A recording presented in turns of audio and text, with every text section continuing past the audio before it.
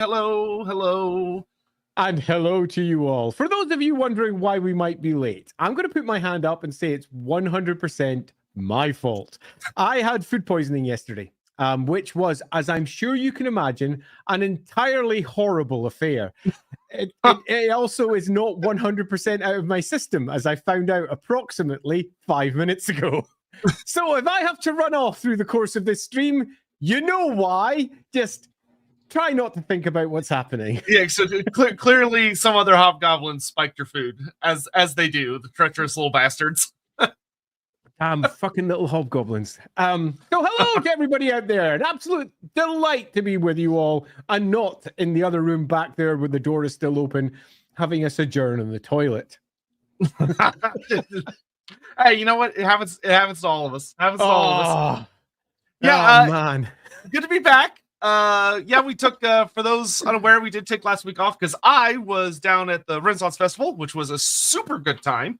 Oh, excellent. I spent way too much money. I got lots of cool stuff. I found a sword that looks exactly like Tehinwin's blade from one of those little curved crisp blades. So I picked that up and it was on a super big discount. So I was like, the universe wanted me to have this, clearly.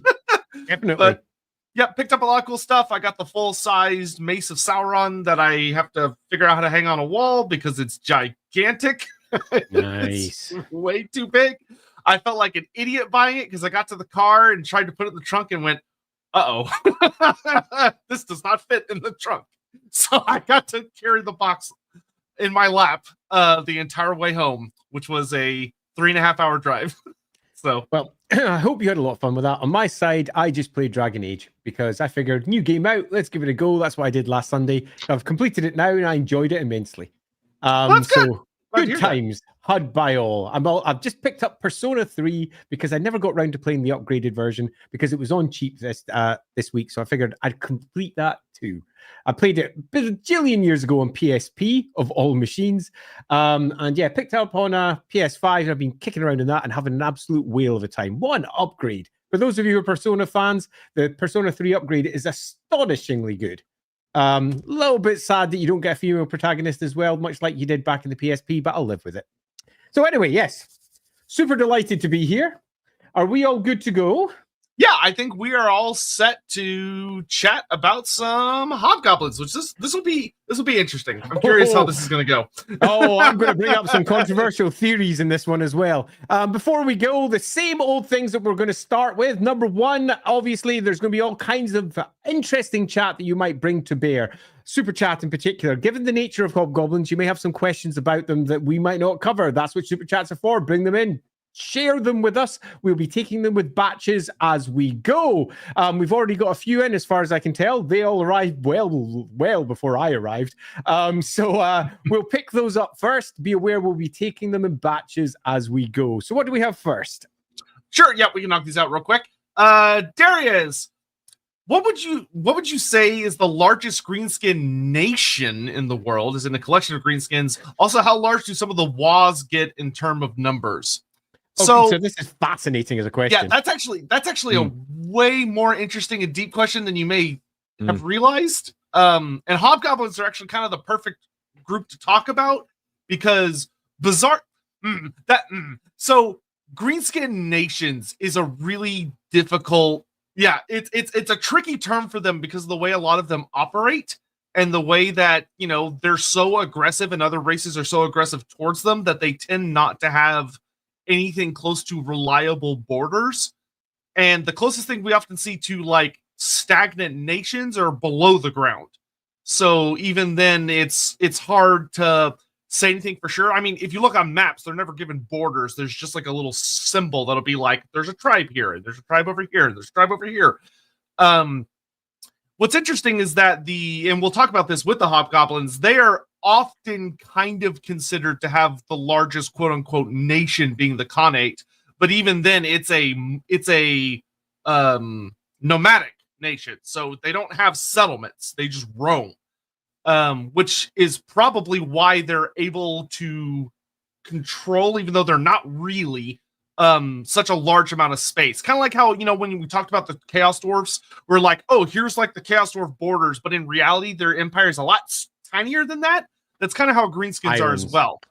Yeah, I think I broadly agree. The concept of a nation doesn't really apply to greenskins as we understand it. First, the word nation doesn't really apply to anything in the old world anyway. If you take a look up at what nation means, it'd be more like a realm, an area underneath the control of individuals.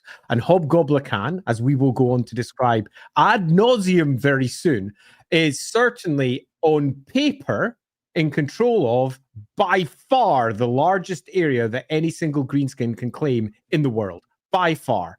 But Hobgoblin very much controls a patchwork of different tribes, all of which have their own warlords, all of which, to a degree, pay lip service to Hobgoblin. But when push comes to shove, he is supposedly capable of pulling pretty much all of those tribes together underneath his rule. And if he were to do so, it wouldn't just be as big or perhaps bigger than any of the Great Waz. It would also be calculating, cunning, and well organized in a way that few others expect or realize. There's a reason the Great Wall exists, and it's not just simply to keep chaos out for all chaos big bad guy that they often discuss. It's because of the Hobgoblins. And when the Hobgoblins get organized, there is little that can stand against them in a very different way to a Wa. Because as far as we can tell, at least up to this point, Hobgoblins don't Wa.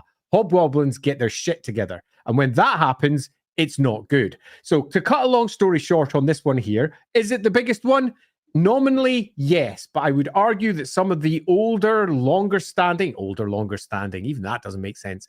I would argue that some of the great orc realms that sit in the World's Edge Mountains and around down there are arguably bigger in terms of numbers that all pay lip service to an individual, and that individual actually rules them. But in terms of overall scale and true numbers, the Hobgoblins wipe the floor with them. And what large do they get how large do Waz get? That's a different stream really about Waz. Let's just say for the moment, without doing the Waz stream, that they get really fucking big. Yeah, you're easily going 6 digits at least. Yeah. And in many of the Waz, the top end Waz, 7 digits easy. Plus.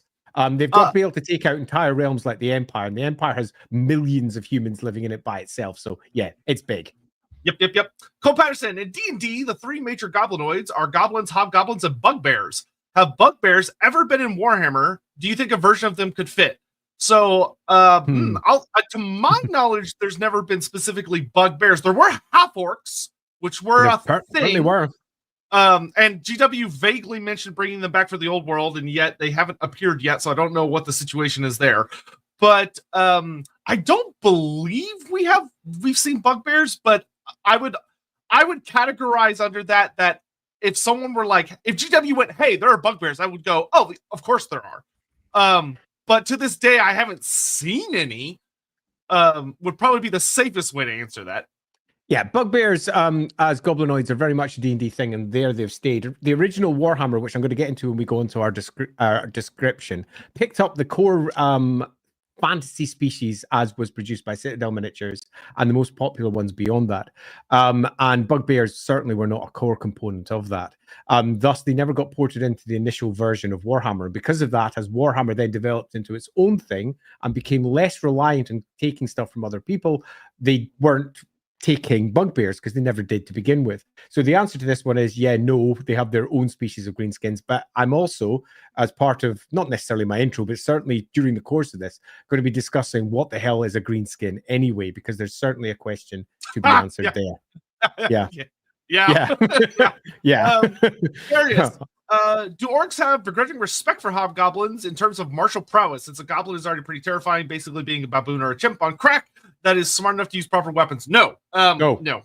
Orcs. No. Hard orcs. No. Yeah, no. No. Orcs. Begrudging respect is something that an orc might have for like a very hardy dwarf. Anything with the word goblin in it, absolutely not. Yeah, so hobgoblins are the worst of the fucking worst as far as other greenskins are concerned, and this includes goblins. They are treacherous, sniveling, sneaky, backstabbing bastards who do not deserve their time at all. Doesn't matter how good one may or may not be in combat. The only skills they likely have is stabbing you in the back when you're not looking. No hobgoblin is ever worthy of respect, even if it's Hobgoblin can. And why that is the case, I think, is something that is worth diving into, because I'm going to be bringing up in my intro the core reason that Games Workshop give, but I'm also going to say in my intro that not only is it unsatisfying, it's exceedingly unlikely, meaning that there must be a bigger story. And I'll give one example of how that bigger story could be reimagined. But that's in the intro. I fully concur with that. And I think I know where you're going to go with it, but I'll see if I'm right or not. Warzag's Quirky Mischief. What did Warzag and the other orc shamans think of the Feaster from Beyond? Do they think he's a right scary git, or do they want to smash the forest goblins for such heresy? So that is a fun question. One of the things we talked, I think, a little bit about this during the Spider God stream is that greenskins actually have more gods than a lot of people think they do. Of that, when you get into the night goblins, you have stuff about like the Bad Moon, and then when you talk about like the goblins that roam the plains and the orcs that roam the Badlands, they have the evil sun, and they have these other deific type entities. And it seems that it's generally well enough accepted, but they're just kind of beneath Gork and Mork. And it's probably how Warzag typically would view it. I don't think Warzag. It's funny to imagine him being bothered by something big like heresy, but I think for Warzag, it would be more a situation of that he would believe that he speaks with the voice of the gods, and if someone disagrees with him, then he's going to zap him or punch him or do whatever it is that he does. But I don't think he would go so far as to consider it a heresy. I think that's kind of a level higher than he would bother to think about it. Yeah, gods are gods, and Mork and Gork's the best of them. There's only really one thing that properly creeps the greenskins out, particularly orcs, and that's chaos. Orcs are properly and rightly kind of afraid of chaos. It just gives them the fucking creeps. Where something like, rather amusingly for giving them the creeps, something like the Great Feaster from Beyond, whilst yes, it's well within that category, not really. It's goblin business, isn't it? They don't really think about it. You shouldn't think of them as great, deep thinkers, as great intellectualists who are sitting there wondering about what goes on the other side of the camp. They just don't. They're much like animals in some regards, in that they deal with what's directly in front of them. They don't have much in the way of reflection. They're not thinking about what's happening tomorrow, the next day. They're not thinking about the consequences for their actions. What they're doing is dealing with what's directly in front of them at that moment, in that period of time. They live in the moment. That's a good way of trying to get out of the human mindset to a more orky mindset. And in that, they're not sitting there reflecting on the Great Feaster from Beyond, unless it's directly against them. And then it's simply, how do I hit it? And the broad answer here is no, not really. They're something that for the deeper thinking orcs may come up as a, yes, that's a thing, but even then, no, not really, because they are at heart an ally, and in their brains, less than Mork and Gork, so there's not really anything to be afraid of. And is it a smoosh the forest goblins for such heresy? Yeah, nah, it's just smoosh the forest goblins if they don't do what they're told. And if they don't, well, let's hit them. And then they charge them, and they either run away or they don't, and they don't really think that much about it. Yeah, there's a moment. I want to say it's in the End Times novel by Guy Haley, where Skarsnik is literally dealing with some forest goblins, and his response when like the spider god gets brought up is he's like, "Yeah, those guys are a little off, but whatever." Yeah, exactly. And then they just move on. So there you go. Though I will say, to Andy's thing about the thinking orc, I always laugh because I don't remember what artist made it, but there's a really funny Warhammer Fantasy piece. It's a parody of the Thinking Man statue. The statue with the guy with like thinking on his fist, and it's an orc, but of course he's doing it while taking a crap, and he's sitting on a mound of dung while doing it, which is just such a funny. It's a great. It's a funny piece. Agreed. Julius, hi. Any plans with updating the Spotify list? It should be just about caught up. Maybe not the most recent episode, but other than that, it should be all the way caught up. But I'll double check it after this.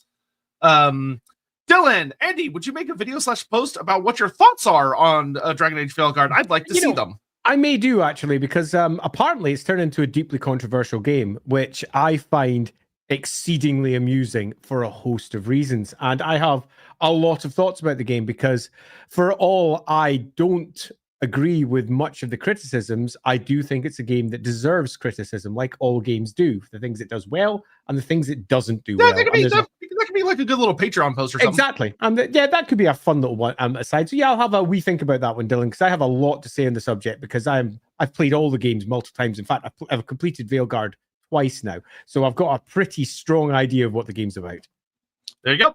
Singemeister. So between the White Scars, the Ogre Kingdoms, the Hung, and the Hobgoblins, who's the most Mongol? GW really does like their took Mongol and was like, how many directions can we go from here? I'm going to go into this because it's something that actually bugs me a bit about the use of other ethnicities, peoples, cultures, or whatever in Warhammer, and how they always single up on the same ones because they're the only ones that are known in general by the British psyche, by the overall British education system. They only focus on one or two others. And because of that, that's all that really gets reflected in Games Workshop's output, because they don't do the research into all the other potential stuff that they could draw upon. So something like the Mongols sadly gets used again and again and again, whilst there's so many other fascinating, awesome things that they could have drawn upon. But yes, between those four, you've certainly got a damn fine start. And there's more, because you also have the Ostlanders, for example. Mm-hmm. You also have the Horse Archers of Kislev that are,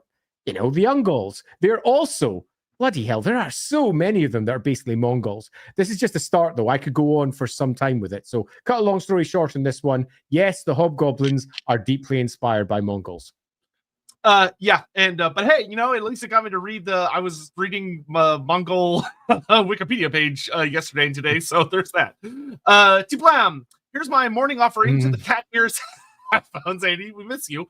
Also, do hobgoblins have real diplomacy with other races? So there's a thing that we'll talk about it a bit, but hobgoblins do crop up a lot in mercenary type books.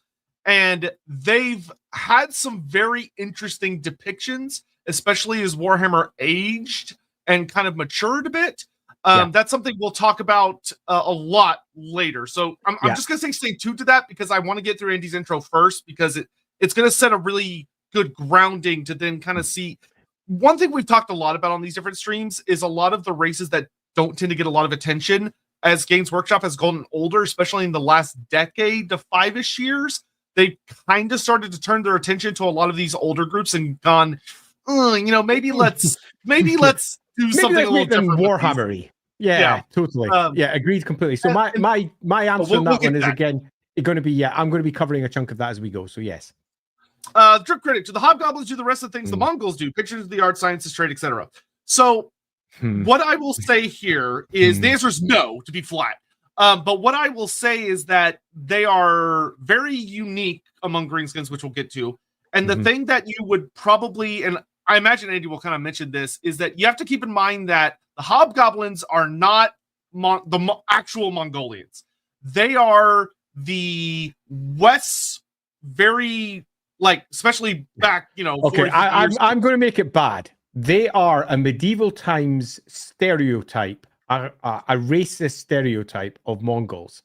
That's it. That's all they are. They're a racist stereotype, missing out all the deeper cultural aspects.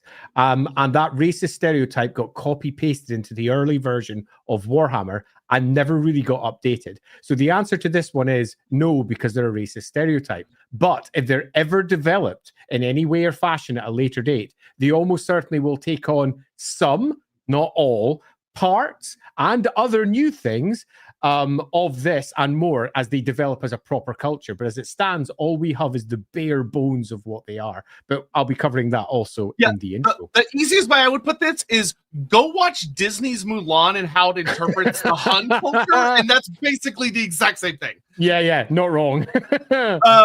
Luke Ronan, how do hobgoblins fit in terms of strength within greenskin species as a whole? So you have orcs, hobgoblins, goblins. They're right smack in the middle.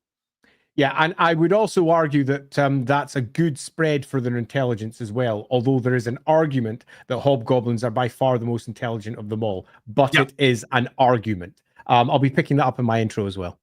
Yep. Chris, up folks, join the stream with the hobgoblin with a hobgoblin beer. Brilliant. Oh, I should have done that.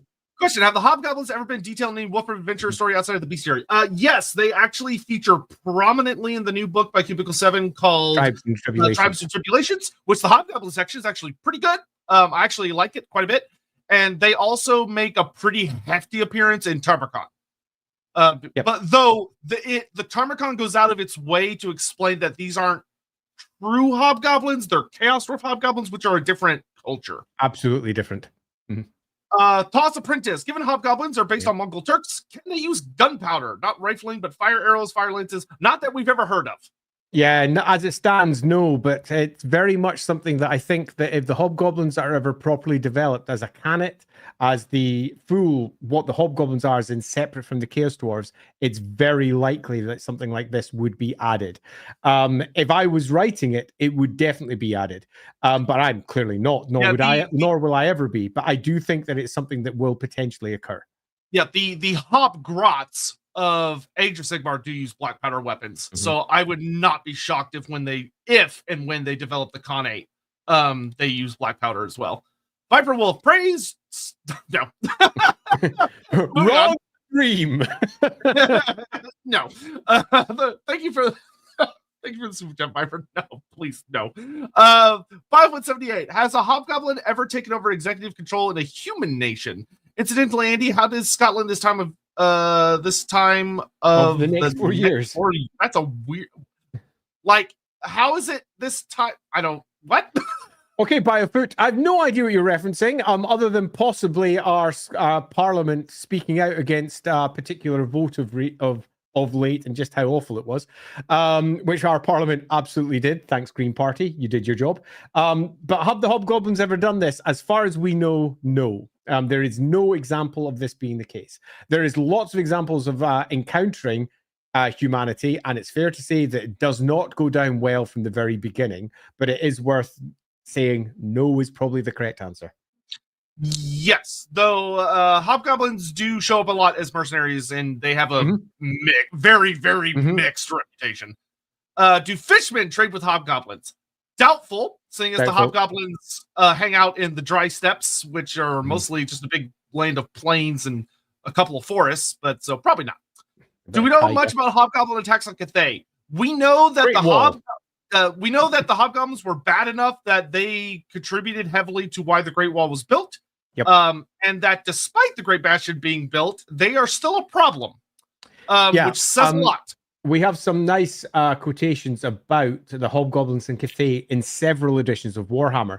As a single example, in 6th edition Warhammer, inside its background material in the core rulebook, they make it quite clear that Hobgoblin Khan is responsible for the creation of many of the great bastions in the north because of the enormous number of attacks that had come from the Khanate.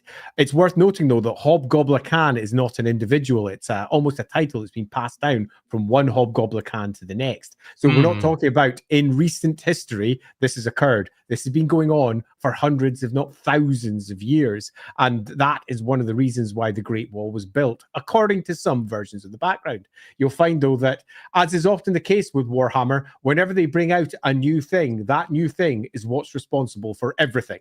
So you'll find that it varies according to which book you read. That's such an accurate statement. New toy. It's actually the bad of everything that's going on everywhere. It's been here all along. Morning to Crescent. In the end times, it should have been the Hobgoblins who opened the doors to Tsar Nagrand. That would have been a good twist on the ancient story. I agree. It absolutely should have been. Yeah, it should have been. There is a core trait for Hobgoblins that's been existent in the species pretty much almost since the beginning, and that's that they are treacherous and cannot be trusted. And the Chaos Dwarves, contrary to how it's often portrayed, the Chaos Dwarves actually trust them in a way they really shouldn't. And having had that as the outcome of the story would have been a beautiful end circle. If we were doing how would we do the end times? That would be one thing we would do. It would be the Hobgoblins that bring the Chaos Dwarves down. Yeah, because that would suit them on such a level. But it's intro time. I'm actually really excited for this because there are some things about the Hobgoblins that y'all will genuinely not expect. Yeah, let's see if we touch upon them in this intro. Okay, so Hobgoblins in the beginning. Yeah, I'm going to go right to the beginning again because Hobgoblins, contrary to many people's expectation for Warhammer, have been around since quite literally the beginning. And I mean literally. Warhammer 1st edition. All the way back, Warhammer 1st edition. So we're talking what year? That'd be 1983, if I remember correctly. Warhammer 1st edition had stats and rules for Hobgoblins. They were given prime position alongside your elves and your dwarves and your various humans of the north, south, east, and west as it was presented all the way back in the version of Warhammer. There's no Warhammer world yet. It's just forces of fantasy. All the great fantasy species getting together with historical species and kicking living crap out of each other. good times. And the very first Hobgoblins are presented in a slightly different way to how they will become in later editions. In that at this point, they're definitely somewhere between goblins and orcs, but they're presented as a species that is known for frenzy, for their crazed attacks, and they are subject to hatred of all humans, elves, and dwarves. They despise them all, and that's about it. We don't get a great deal more. Much is the case for most of Warhammer First Edition. The detail is low, the editing is not necessarily great, but we get ourselves the foundation of what will become Warhammer later. It's not till we hit second edition that we get our first real idea of what's going to slowly but surely turn into Warhammer World Hobgoblins. And that's with Ravening Hordes. Now, if you don't know what Ravening Hordes is, it's the first release for Warhammer second edition that gave you all of the different armies. It's a name that would come up again and again in later editions of Warhammer, right up to the old world when they released Warhammer Ravening Hordes. Forces of Fantasy was the first edition equivalent, which you'll also note, for those of you who are old world players, has been used again in the most recent one. Do you have something? I just want to interrupt briefly to say it was so stupid of Games Workshop not to use those two names as the books instead of Forces of Good and Forces of Evil. Oh, stupid. That's all I'm saying. What a mess. I completely agree. But in 1987, as Ravening Hordes came out, we got our first actual real detail about what made Warhammer Hobgoblins different to just general fantasy Hobgoblins. And that's that they came from the stepplands to the east of the World's Edge Mountains. At this point, though, they are basically just warriors and archers, and they're mercenaries. So these are troops that could be picked up by any evil group, and you get yourself a bunch of Hobgoblin warriors and Hobgoblin archers. How much fun is that? And over the course of the development of the Warhammer world, Hobgoblins would always be sitting there in the background. This little thing where they'd say, oh yes, Hobgoblins exist. So by the time we hit the third edition of the game, Hobgoblins are very much a part of it. And when it brings out its equivalent to Ravening Hordes, which was called Warhammer Armies, by this point they've decided to pretty much use all their titles for their books to say exactly what it is. Ravening Hordes was seen to be too esoteric. What does it even mean? Warhammer Armies is clear. It's your army. And in Warhammer Armies at the back, it's got a host of special mercenary groups that you can hire in. And this includes Hobgoblins. And the development of the Hobgoblins since second edition into third has changed them. They've gone from these step-leaning greenskins into a proper Hobgoblin-led group. In the third edition of Warhammer Armies, we have some core facts that will never change. One is the note of the Morngul tribe. This is brought up again and again through later editions, and we've most recently been mentioned in 2024. I'll get to that later. Mm-hmm. The Morngul tribe is the actual tribe of Hobgoblin Khan himself, and he leads a great confederate of tribes, Hobgoblin tribes, but they are not wolf riders yet. Modern Hobgoblins are known for being effectively like real-world Mongols. Great horse-riding groups, but they ride wolves instead, riding across the steppe and conquering everything in their way. The Hobgoblins at this point, though, have no wolf riders. Literally none. In fact, there's only one who can be mounted, and that's their little Hobgoblin general. And he gets mounted on a temple dog. So in third edition, we have a temple dog riding Hobgoblin Khan, which is pretty awesome. But they do have a couple of interesting troop types, which will never be seen again, but are worth noting because you'll find that if someone comes along and says, I want to make a Hobgoblin army that's purely a Hobgoblin Khan army, they'll almost certainly pull out at least one of these. One is the Hobyars, which is an amusing name, a portmanteau from other names, which is the idea of a Hobgoblin noble. So these are the Hobgoblins that lead the other ones, but it gives you the idea of a nobility. Now, greenskins at this point were known for their nobility across the board. That's where the word nob comes from. If you've ever heard of a good old orc nob. An orc nob is just an orc noble. And this in time turns into an orc that's beaten up all the other orcs and becomes bigger. But at this earlier component, there was the concept of a noble amongst the greenskins. And the Hobgoblin equivalent, which was the hobnob, effectively, the Hobyar, the Hobyar is included. They also include hobhounds. And this is the first time we get proper wolves, big, huge war dogs that are attached to the hobgoblins. And the hobhounds are these great, massive, not mastiffs, but like ferocious wolves that are whipped into place by the hobgoblins. And that's fun. They also mentioned the Great Horde for the first time in the actual Warhammer army list, so that's good too. We've got the idea of this Great Horde, but interestingly, none of it's mounted, at least as far as this mercenary contingent is concerned. And it's that eventually gets developed over the course of time as we then move into the rather famous 4th edition of Warhammer. And I say that the 4th edition is famous because this is when the Warhammer world, as we know and love it today, is pinned down. Up to 3rd edition, it had all been kind of feeling it out. And we've got this thing that, how does it work? Let's just make it up and make it a detail. And the Hobgoblins sort of existed as a thing up to this point, as a Eastern steppe kind of thing. They've got Hobgoblin Khan, the Khanates, they're probably like Mongols. Yeah, that's funny, ha ha ha. And Warhammer 4th edition came. High Elves, as we know them today, were made. The Empire, as we know it, was consolidated. Orcs and Goblins, consolidated. Undead, Nagash, all the rest of it, consolidated. And then the Hobgoblins got their go, but they kind of didn't. In a series of White Dwarf articles, the Chaos Dwarf army was made.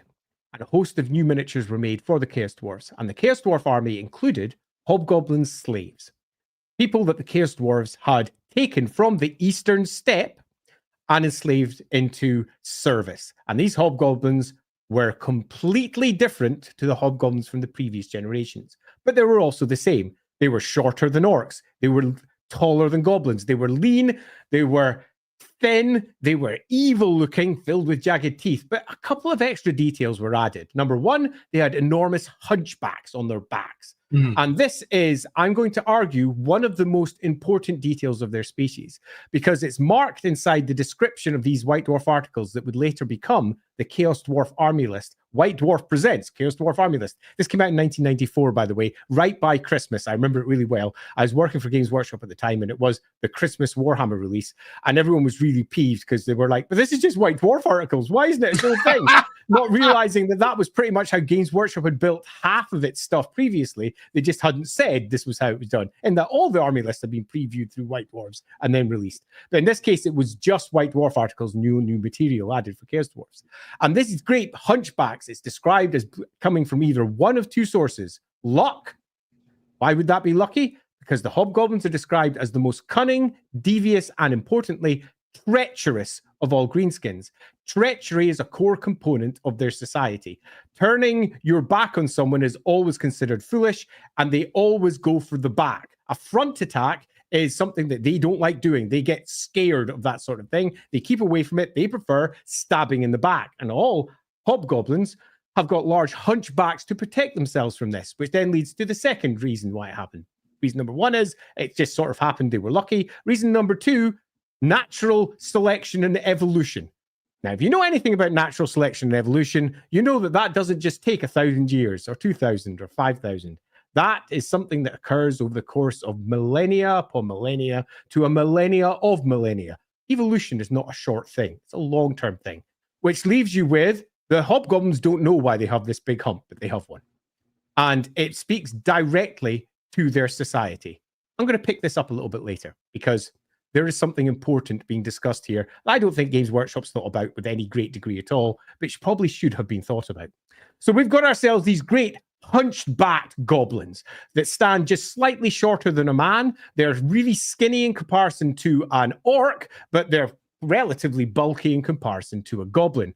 And they are evil looking. According to some descriptions, they have hair, long, lank, black hair, but I will say that the reason that they have that is for racist stereotype reasons. So some descriptions of them just remove that and it just didn't happen anymore. We don't want to discuss that ever being the case. Other descriptions, it very much is the case because they're pulling on almost racist traditions of what a Mongol might look like with lank hair and a long thin moustache without any realization of what the actual cultures really were.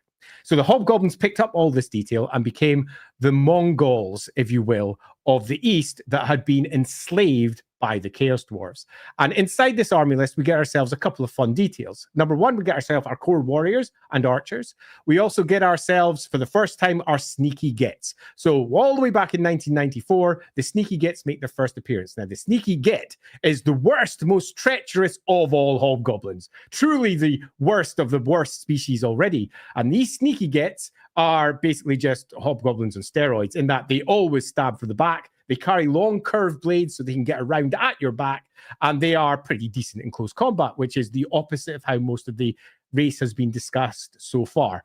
But they get benefits for obviously stabbing you in the back, which is great. Beyond this, we also get one really important key fact. There's quite a few details about the Chaos Dwarf history, which is sort of worth discussing. I'm sure we will as we go on through the stream. But one detail is worth pointing out, and that is that hobgoblins are universally hated by all other greenskins, despised with a passion. Yep. And the reason that they discuss that they are despised is because of the great treachery that occurs inside Zarnagarund, where one of the great slave revolts, the orcs are rising, all the greenskins, in fact, are rising up against their Chaos Dwarf masters. The hobgoblins betray the other greenskins right at a key moment when the entirety of the Chaos Dwarves are likely to be wiped out, side with the Chaos Dwarves, and thus defeat all the other greenskins. And through doing so, get themselves an enormously influential place inside Chaos Dwarf society, which will vacillate in description according to which book you read. In some books, the Chaos Dwarves actually respect the greenskins, the hobgoblins, pardon me, in a way that they don't any other greenskin, in that they are given slave master positions, they're used as warriors, they're seen as exceedingly capable. But in other descriptions, the Chaos Dwarves view the hobgoblins as no better or worse than any other greenskin. But just be aware that there are conflicting versions of the background here. In some, they are very much trusted. In others, they're not trusted at all. In others, it's a little bit more nuanced. And it's like, yeah, everybody knows these guys are super, super treacherous. But because we treat them in a particular way, it ensures that they're never treacherous against us. Now, the important part of all this is that all greenskins hate hobgoblins. And that's fascinating, because the vast majority of the greenskins in the world would care nothing about what happens in Zarnagarund. Literally nothing. Literally nothing at all. Literally nothing. But it's a universal trait. In the same way that there's a universal trait that goblins are afraid of elves. Of elves. Yep. And again, it doesn't make a great deal of sense unless you start looking for an overall picture as to why these things work. But at this point, we get that key trait nailed down, and it will never change. So 1994 is when the Hobgoblin Canet is when the Hobgoblins and the Chaos Dwarves, when the Hobgoblins, being the sneaky, treacherous gits that are hated by all other greenskins, are nailed into place and will never change. These are now core traits. As is the case for most things Warhammer, the 4th edition of Warhammer pretty much stamps down the core details that will never be changed in later editions. It's almost like this 1994, 1995, let's say, roadmap for Warhammer becomes a core that they will never change. So past this, they're sort of ignored, and there's a reason why they're sort of ignored. Chaos Dwarves did not sell very well. And I'll be blunt. I used to work in retail at the time. They did not sell very well at all. Sure, there was a few Chaos Dwarf armies out there. There were certainly a few people who loved the nature of the hobgoblins and what they represented. But the Chaos Dwarves themselves looked super goofy. They had giant hats, ridiculous blunderbusses. Their monsters are pretty cool, great Taurus or the Lamassu or whatever, but they look kind of goofy. And when you put them on the map in comparison to some of the other Warhammer armies, even the goofiest ones, the greenskins, were often goofy through this era. They still looked monstrous or horrible or whatever. The Chaos Dwarves always looked a bit daft.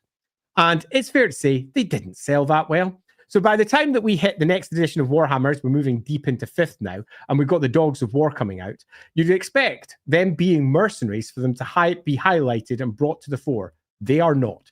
When Dogs of War come out in 1998, the Dogs of War detail basically Tilia.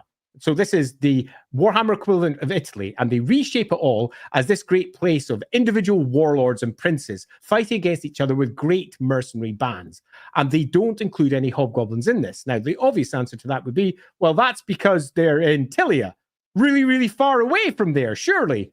But in Dogs of War, right at the very back, it's got a lovely little detail about Hobgoblin Khan. Of all people.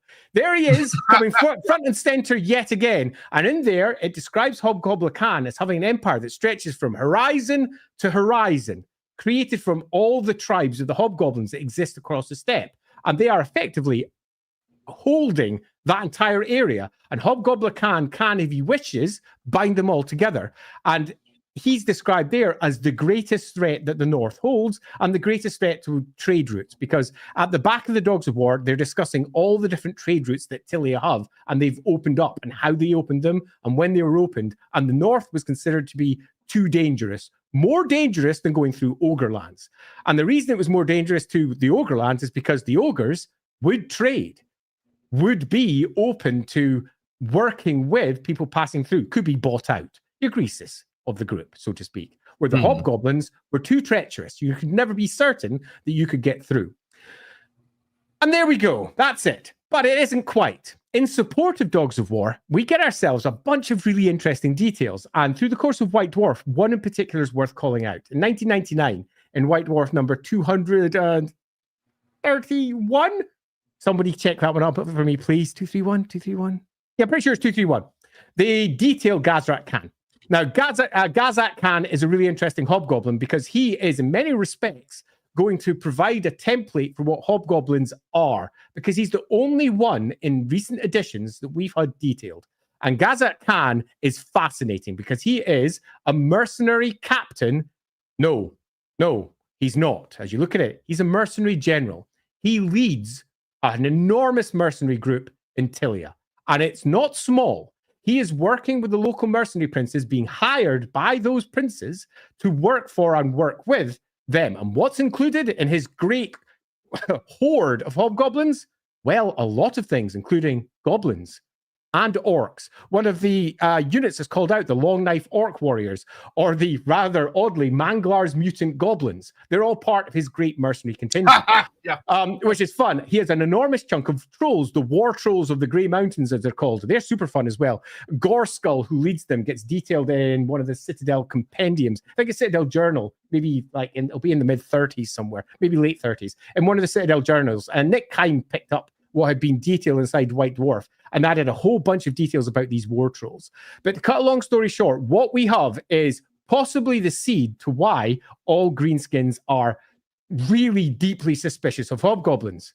Because we have a hobgoblin outside of a Wa who has pulled underneath him hobgoblins, orcs, goblins, all of them. And to make it even more interesting, they work alongside humans, in support of humans, with humans, and are completely, as far as greenskins are concerned, controlled, which is weird. Really weird. You are correct, by the way, that it is 231 with Gazrat Khan and Ogla Khan's wolf boys. Yeah. I'm on it. So you've got loads of cool, and these are proper hobgoblins of the steppe. So they are proper wolf boys with the classic tactics of the Mongols, and they are enormously influential. So you'd think that this group would hopefully be pulled into the 6th edition of the game when it came out in 2000, and it kind of is. In 2000, 6th edition of the game, when it gets released, inside the army lists inside there, which is, I think they called it Ravening Hordes again. I think it was Ravening Hordes. I'm pretty sure 6th edition opened up with Ravening Hordes inside its release. Had an army list for everything, and the Chaos Dwarves are mentioned, and the Hobgoblins are mentioned. But this is the last time that Warhammer Fantasy Battle would have any stats from the studio for Chaos Dwarves or Hobgoblins, pretty much. Other than this, we're then moving to non-primary sources or different games. I'll get to that in a second. So 2000 is when it stops. The Khanate is no longer discussed in any great degree. Hobgoblins are kind of not discussed. Chaos Dwarves are dropped to the point that everyone thinks they're squatted. That classic term which suggests that they have gone the way of the squats in Warhammer 40k. And the way of the squats in Warhammer 40k was they were dropped, forgotten, never happened. Tyranids ate them. These never happened. They just don't exist anymore until they do. And suddenly they're back. Yeah. And suddenly they're back. And indeed, this is exactly, to a degree, what happens with Hobgoblins. They are ignored for 11 years. They are something that is left and relegated to a slight mention here at the back of a story or something similar, but nothing more. But in 2011, they're not just re-tackled, they're not just reimagined, they are given a full set of stats for the 8th edition of Warhammer. And this is in the book that we've discussed on the stream multiple times, Tamarkan, The Throne of Chaos. And in The Throne of Chaos, we have a slew of, Now, contrary to what this book does for almost everything else, I'm not going to say a slew of new details. It's a slew of old details, really. Mostly reprint, It's mostly just taking what came before and saying, you know what, this does exist in our Warhammer world. Most of the new stuff went to the Chaos Dwarfs. In fact, I'm going to go further. They go backwards. They removed the Sneaky Gits. The Sneaky Gits are gone. What we have instead is Cutthroats. We have ourselves Cutthroats are our basic warriors. Yes, do you want to say something there? So I want to say the reason for that, interestingly, is because GW took the Sneaky Gits and put them in the Greenskin roster as a Goblin unit upgrade. Quite. So Sneaky Gits are gone. We have Cutthroats instead. We no longer have the most treacherous of the treacherous species, Sneaky Gits, obviously. But we do have our Wolf Riders. And interestingly, we have a new detail which wasn't previously there, and that's that the leaders of the Hobgoblins inside the Chaos Dwarf contingent refer to themselves as Khans, using the same title that is used by the Khanate warlords over with the steppe-based Hobgoblins. So they're looking outwards and saying, we claim that title in here as well. And in some respects shows the enormous amount of control and authority that they could potentially have within the Chaos Dwarf Empire. They view themselves as little kings within this particular empire, which I think is a really nice little detail. So as small details go, it's a fun one because, again, allows them to discuss the Khanate and the Great Steppe lands where they are taking their slaves from. It's also worth noting that they copy over one detail, and that's that the Wolf Riders are not generally slaves. This is the case in the old edition army list as well. They're generally hired in mercenaries. And these are mercenaries that they pull in because the Wolf Riders are skilled troops. The slave contingents are generally the warriors and the sneaky gits and similar. They're not the ones that are riding the wolves. In the most recent one, Tamarkan, the Wolf Riders are discussed as being treated as badly as the slaves. That's not the case in the earlier army list, where they're giving begrudging respect because they have to be, but they're not particularly well paid because the Chaos Dwarves don't like paying them well much. So there's a few interesting little details there, but we get the idea that we've got Hobgoblins who are both slaves and not slaves with the Chaos Dwarves. And this is pretty much it for 8th edition of Warhammer. After this, Warhammer blows up and dies. We all know about that. The end times occur. The Hobgoblins are ignored because screw them. The Chaos Dwarves, oh yeah, everything gets killed over in the East. We know that already. All of that doesn't matter because they don't really discuss the East in the slightest. So we don't really know what happens with the great Hobgoblin Khan in the North, someone who is supposedly potentially so powerful that he could take down Cathay itself. Yeah, no, let's not discuss that. Instead, we have ourselves licensors. Because at the death of Warhammer, Games Workshop then went out to other companies and said, if you wish, give us all the money, you can use Warhammer in your own products.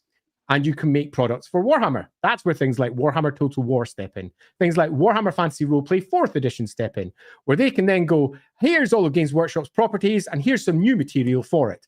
But you'll find in both Total War's case and Games Workshop, Warhammer Fantasy Roleplay, they have done nothing really new. All they've done is they've taken all the previous stuff and gone, how can we use that? And then pitched it in their individual games. So the Hobgoblin Khanate does exist. Exactly how. For example, if we go to Tribes and Tribulations for Warhammer Fantasy Roleplay 4th edition, it just takes the old idea of the Tilian Khanate, the chap who's kicking around, gives him some stats. Very bad ones, by the way. He's truly rubbish. I mean, my basic PCs could kick him in. Typical 7, what are you going to do? Yeah. It's really bad, but they don't really add anything new. The only detail in that entire book, which I would say is potentially new, is consolidating that Hobgoblins have hair. They say it specifically in their description, which in other descriptions suggest it may have been hair squigs or something else. But no, they're very much laid out as having hair. They're greasy, bank hair. And then that leads us up to the modern day. And what do we have? We have a group that have been in Warhammer since the very first edition of the game. A group that started off as a relatively racist stereotype of the Mongol on the steppe being a barbarian with zero intelligence that kills everyone. That stereotype was sort of massaged over time and turned into actually it's a great group of greenskins. It's not that bad really. Into we're not thinking about them at all. In fact, we don't even want to discuss them. Let's not discuss them. We'll just do the Chaos Dwarves instead. So they didn't need to deal with the fact that they just rewritten the Mongols as a bunch of unruly barbarians with zero thought as to how people from that area might think about their own history being reused. Because they just didn't care.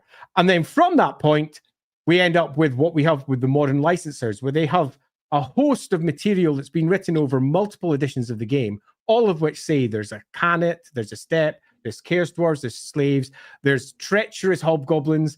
They are the worst. They're sneaky gets probably until we hit the old world. And then the old world said, you know what? All of that is definitely a thing. Because when the old world was released, not long afterwards, they released their army list, which was called, what was the one? I don't know. They got names. Did they get names for the individual releases that they did for their legacy army list? They didn't. I think they're just called legacy army lists. So that got released this year. Yeah.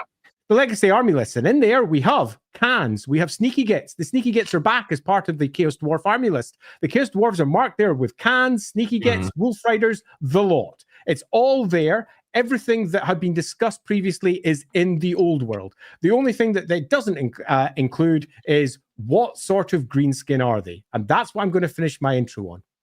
Because there's actually, behind all of this, a far bigger conversation. And that's that through the course of the 90s, Warhammer changed greenskins. And Warhammer 40k changed its greenskins also. It started with 40k, and really quite early in 40k's genesis, all the way back in its first edition, where they went, you know, our greenskins, they're not just fantasy orcs. What they are is their own species that have spores that they reproduce with. They don't have men and women. They just have orcs. They just have Gretchen, goblins in their case, and they're snotlings and similar. And these come from sacs that grow underneath mushrooms, and they come out from the earth, and they are their own thing. And Warhammer started picking up on this. And that was controversial because Warhammer 1st edition, 2nd edition, and 3rd edition, they had female orcs. 4th edition, it was never mentioned, or 5th or 6th. It just wasn't mentioned at all. And in fantasy roleplay, it kind of wasn't mentioned after the 1st edition either. And there was always this question by the developers and the writers behind the scenes of, are all Warhammer orcs unique Warhammer creatures, quite unlike normal fantasy orcs, and they don't have females? Or are they not? What are Warhammer greenskins? And the question became so open that when we started writing about it, when I was writing about it in the mid-2000s, we were told not to answer it. We were told specifically not to do so. And then one question was asked. Wait a minute, if they are 40k analogs, we've got our Gretchen, our goblins, our orcs. What the hell's a hobgoblin? How does it fit into this model? Are they a different species? Are they even greenskins? Are they the same thing, or are they something different? Are they something different? What the? And at this time, it was a question, particularly because the Ogre army list had been released very recently at the point when we were having these discussions. And the Ogre Kingdoms, the first one, introduced the concept of the Noblar. And the Noblar was a different type of small greenskin. And it also, through the course of its release, suggested there was different types of greenskin all over the place. So again, the question came up behind the scenes. Are these fungus or are they not? And Warhammer 8th edition gave us an answer. They were. Greenskins were fungus who had arrived along with the old ones. And they had a fungal basis. And that caused an immense amount of difficulty, because then the question came up of, well, what's a hobgoblin? What's a Noblar? What are they? Are they greenskins too? Are they associated with fungus? Do they have female hobgoblins? Do they not have female hobgoblins? Are they even the same species? Now, if we go to early Warhammer, it marks out hobgoblins as being a goblinoid, and a goblinoid that can crossbreed with orcs and goblins and humans, which is fascinating because that means that they're all the same species. But let's just not think about that too hard. But they could crossbreed, and hobgoblins could crossbreed with others. But that's presumably either A, not the case anymore, or is it? Who can say? I'm going to end my introduction by saying we don't know what hobgoblins are, but we do know this. They have gigantic, massive humps on their back to protect against backstabbing.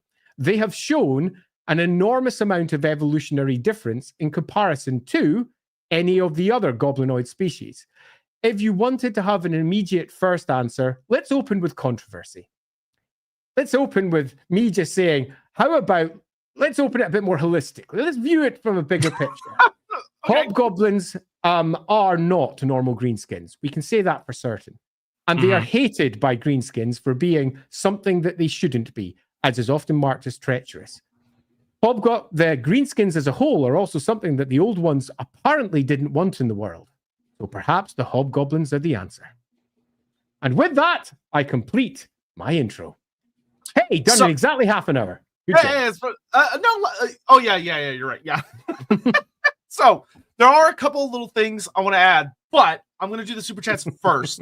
And then I'm going to kind of pick at we're going to work our way through some various notes and subjects and things that have just kind of come up that I think will make for very, very interesting discussion. But first, we're going to get all caught up on these, because if I don't do it now, I'm going to forget. Let's see. We were here. Traditional anxiety. My old friend.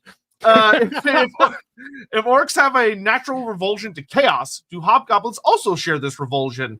Or are the Darkland hobgoblins unique in working with chaos? So there is a difference. It may not seem like it because of the name, but there is a notable difference between the chaos and the weird stuff that tends to make greenskins really, really uncomfortable, and the chaos dwarfs, which are a different thing.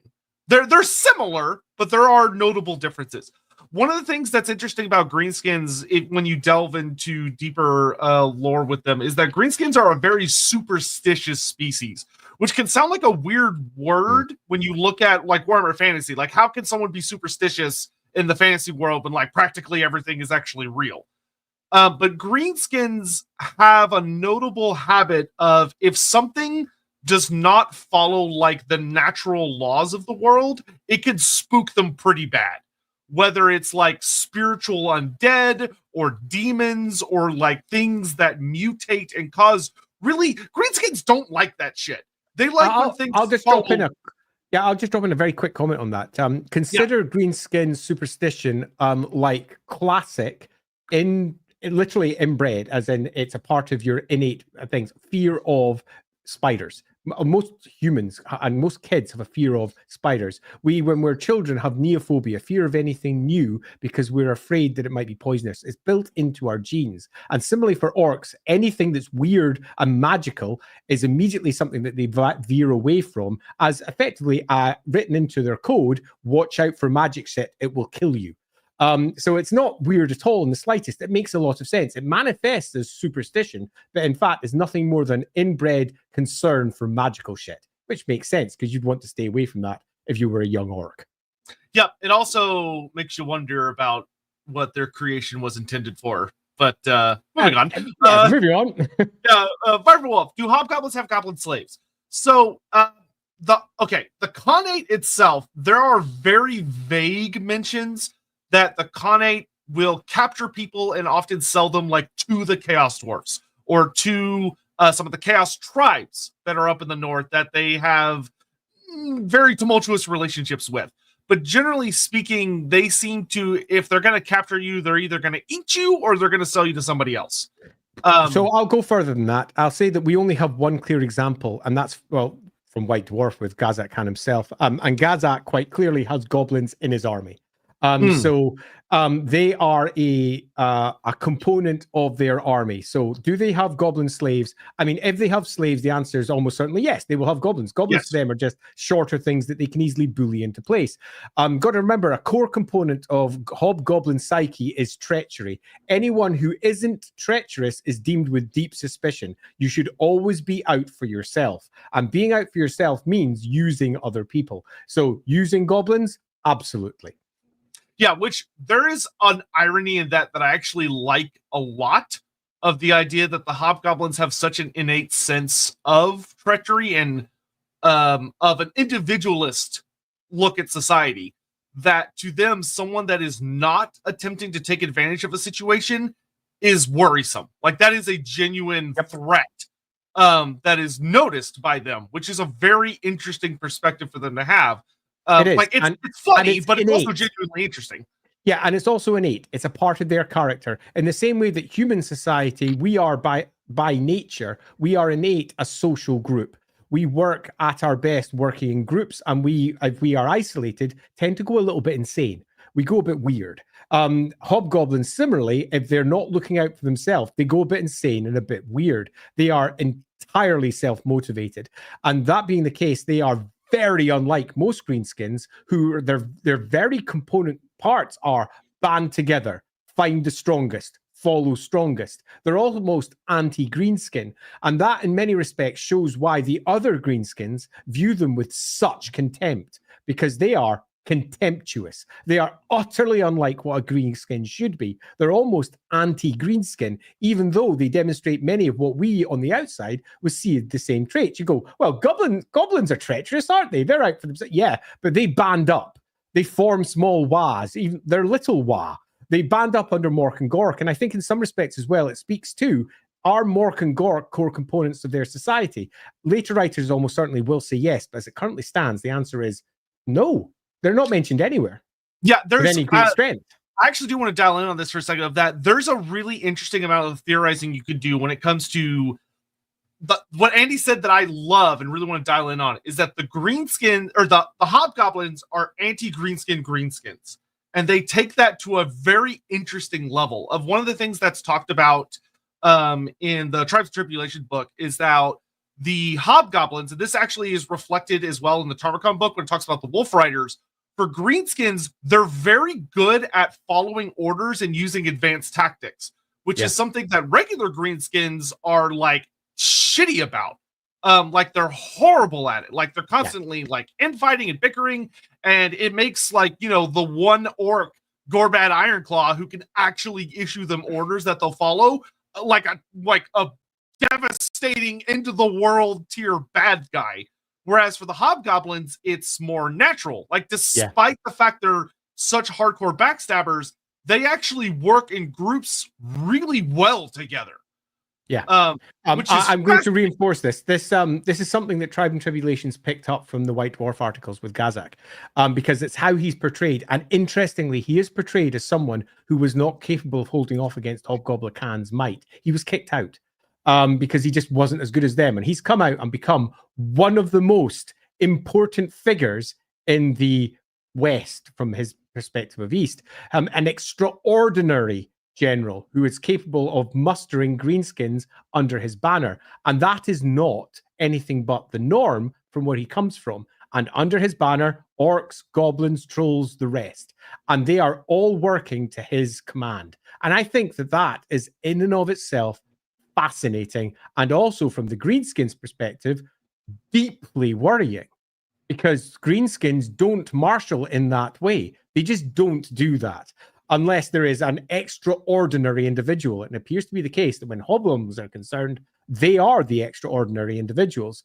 They may not have the weight, the meat of an orc. They may not have the cunning, so to speak, of the goblin, but in some respects, they have got the mind, the proper tactical know-how to do all of it in a way that the other greenskins are just left puzzling, going, what's going on here? Yeah, in a funny way, you could almost argue that they're the most human of the greenskins, which is spooky and also kind of hilarious. And very possibly the source of the half-orc. Yep. Not the orcs, as is often done. Now, if I was writing it, I would purposely have said that the half-orc came from potentially the hobgoblins, not the orcs. Because the orcs quite clearly are a bit different. Barnak, KGW, you know, hey, Games Workshop, you know that Mongols split into many cultures like Cossack and Tartar? Nah, people of Ostermark and Mongols are just Mongols with different accent. Yeah, welcome to the just to generally speak on this one, it's one of the things I actually despise about Warhammer writing. And I've been involved with this and done the same thing myself because I'm following other people's templates. And that's that the education of the UK has determined a great deal of what has been made for Warhammer. And UK education focuses upon British history, a little bit of European history, and a couple of flashpoints beyond that. And the flashpoints beyond that are from the East, the Great Mongol invasion. Yep, that's mentioned. China's a thing, honest. Oh yeah, Chinese opium wars, that's important. Japan sort of happened once, bombs and stuff, and that's it. So what happens to Warhammer? We get loads of versions of the Mongols coming in. We get China mentioned as Cathay. We get Nippon. And that's about it, where in truth, there are so many groups of people over there, so many cool things that they could have drawn upon, and they absolutely ignored. And as is also the case for UK education with those parts, they often only focus on the salient points that stand at the top. And that is, as far as most of the Western monarchies were concerned, when the arrival of the Ungols, God, I said that. The Mongols. There you go. They were nothing more than crazed barbarians from the East that were monsters, where the truth of the case was something quite different. But instead, in Warhammer, they're turned into greenskin monsters. And they are monsters, the worst creatures you can imagine. And that is why many of the writers at the time were like, can't we do something with these? And Games Workshop were often left going, we don't want to because it's kind of racist and weird. Let's ignore them. And they just moved on. So yeah, that's your point is very strong. Yeah, and there's something I want to address really briefly. I'm going to make it brief, and then I'm going to get back to the Hobgoblins, but it's just something I want to bring up because I see it in the comments on Lorebeard episodes, and I'm tired of typing. And one thing I want to say is me and Andy talk a lot on this show about like the mistakes of earlier Warhammer and how a lot of the views of the cultures that show up in the setting are really pigeonholed and frankly very one-dimensional and often very racist. And there's always like 5 or 6 people that wander in the comments and be like, oh, Andy and Sotek are so woke and blah, blah, blah, blah, blah. It's like, listen, A, woke doesn't fucking mean anything. Stop saying it's a stupid fucking term. B, when it comes down to it, the Warhammer world at its best is a really fascinating, complex, diverse universe. And it suffers immensely when something that could be complex, like a whole chunk of the world, like the New World, gets divided into Aztec dinosaur people and elves. Yeah. That's half the fucking planet. And it's so bad and lazy, and it deserves to be criticized. Things should be done better. Things should be done with more nuance to tell more interesting stories. And it's not out of a sense, I mean, it is out of a sense of like people deserve to have their stories told, but it also just makes the world more interesting. Like even from a purely selfish, greedy position, you should want the world to be as complex and diverse as possible because that gives you infinitely more stories to play with. Yeah, I could only agree more. I couldn't but agree, particularly because the Warhammer world is bigger than the real world. Yeah, it's just a bigger place. All of these places should have tons of really cool details and fascinating little subjects that can be popped up, and peoples that are so different and diverse and magical and strange and weird. But due to the way they're written, it's often one blanket area here is all this, and they're all monsters. And it's not a great way of world building. And that doesn't mean that the armies have to be great, diverse, weird things. You can just have your Hobgoblin canny army, but what's happening up there should be interesting and diverse. And it very rarely is, which is a shame. Yeah. And, fuck us. We just, we want things to be interesting. God forbid. All right, moving on. Bones. Would this hatred of Hobgoblins be an oral tradition of the orcs, or is there something genetic being imprinted in their memories through generation? So, what I'll say here is that it seems to be genuinely it's imprinted. There is a deep, because it goes out of its way to say all orcs and goblins, not orcs and goblins of the Darklands, who may be aware of what happened hundreds and hundreds and hundreds of years ago at Zarnagrin, even though greenskins are pretty shit at maintaining history, even orally. Because they just don't care. Not just shit. I just don't think they would care. All greenskin oral stories aren't oral. They're genetic. They're the stuff that's in their genes in the same way that every cat knows how to mouse, even if they've never learned it from another cat. They're not necessarily great at it, they know how to do it. All humans can breathe. All humans know how their basic structures work. They'll pick up language like nobody's business. We all have genetic programming to one degree or another. Orc genetic programming, greenskin genetic programming is, of all the species, almost certainly the strongest. And their genetic programming binds them together in a particular fashion that excludes hobgoblins. And that suggests to me that the hobgoblins are not the same type of greenskin as the rest of them, because they don't do the big thing that other greenskins do. We don't get hobgoblin waz. Yeah, I want to go into a little bit of a theory thing here, which I think Andy was kind of hinting at this earlier, but I want to actually dial in a little bit because it's fun. Hammer. It's what Lorebeards is for, and this is why y'all come here. So the thing that's really interesting is one of the theories.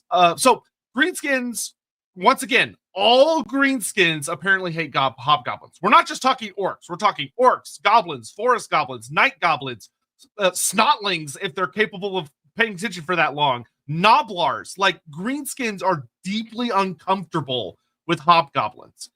And one of the things that's really interesting to me to think about is if you think about how, like, there's always that fun conspiracy that is probably very much not a conspiracy because there are ideas for it that are kind of punted around by evolutionary scientists of the idea of like the uncanny valley, of that humans, for whatever reason, we have a programming in our system that if something is kind of like us, but it's off, we get profoundly scared and uncomfortable and angry towards whatever that thing is. That makes sense because what we're looking at is genetic failure.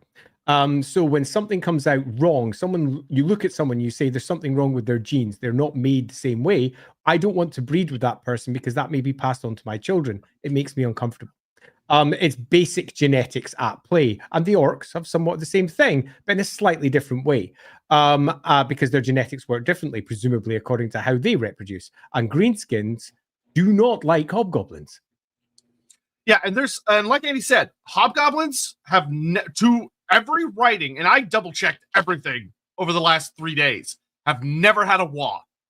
They have never declared a WA. The only time they've done anything even WA-related was that Tribes in Tribulation actually bothered to talk about hobgoblin shamans. And even the hobgoblin shamans are weird. They use both lores. They use Little WA and Big WA, but they're not very good at them. Compared to other greenskins, which almost implies they have like a damaged relationship with WA. I'll add one extra detail to that as well. And is this one worth going into? Yeah, it kind of is. It's not that.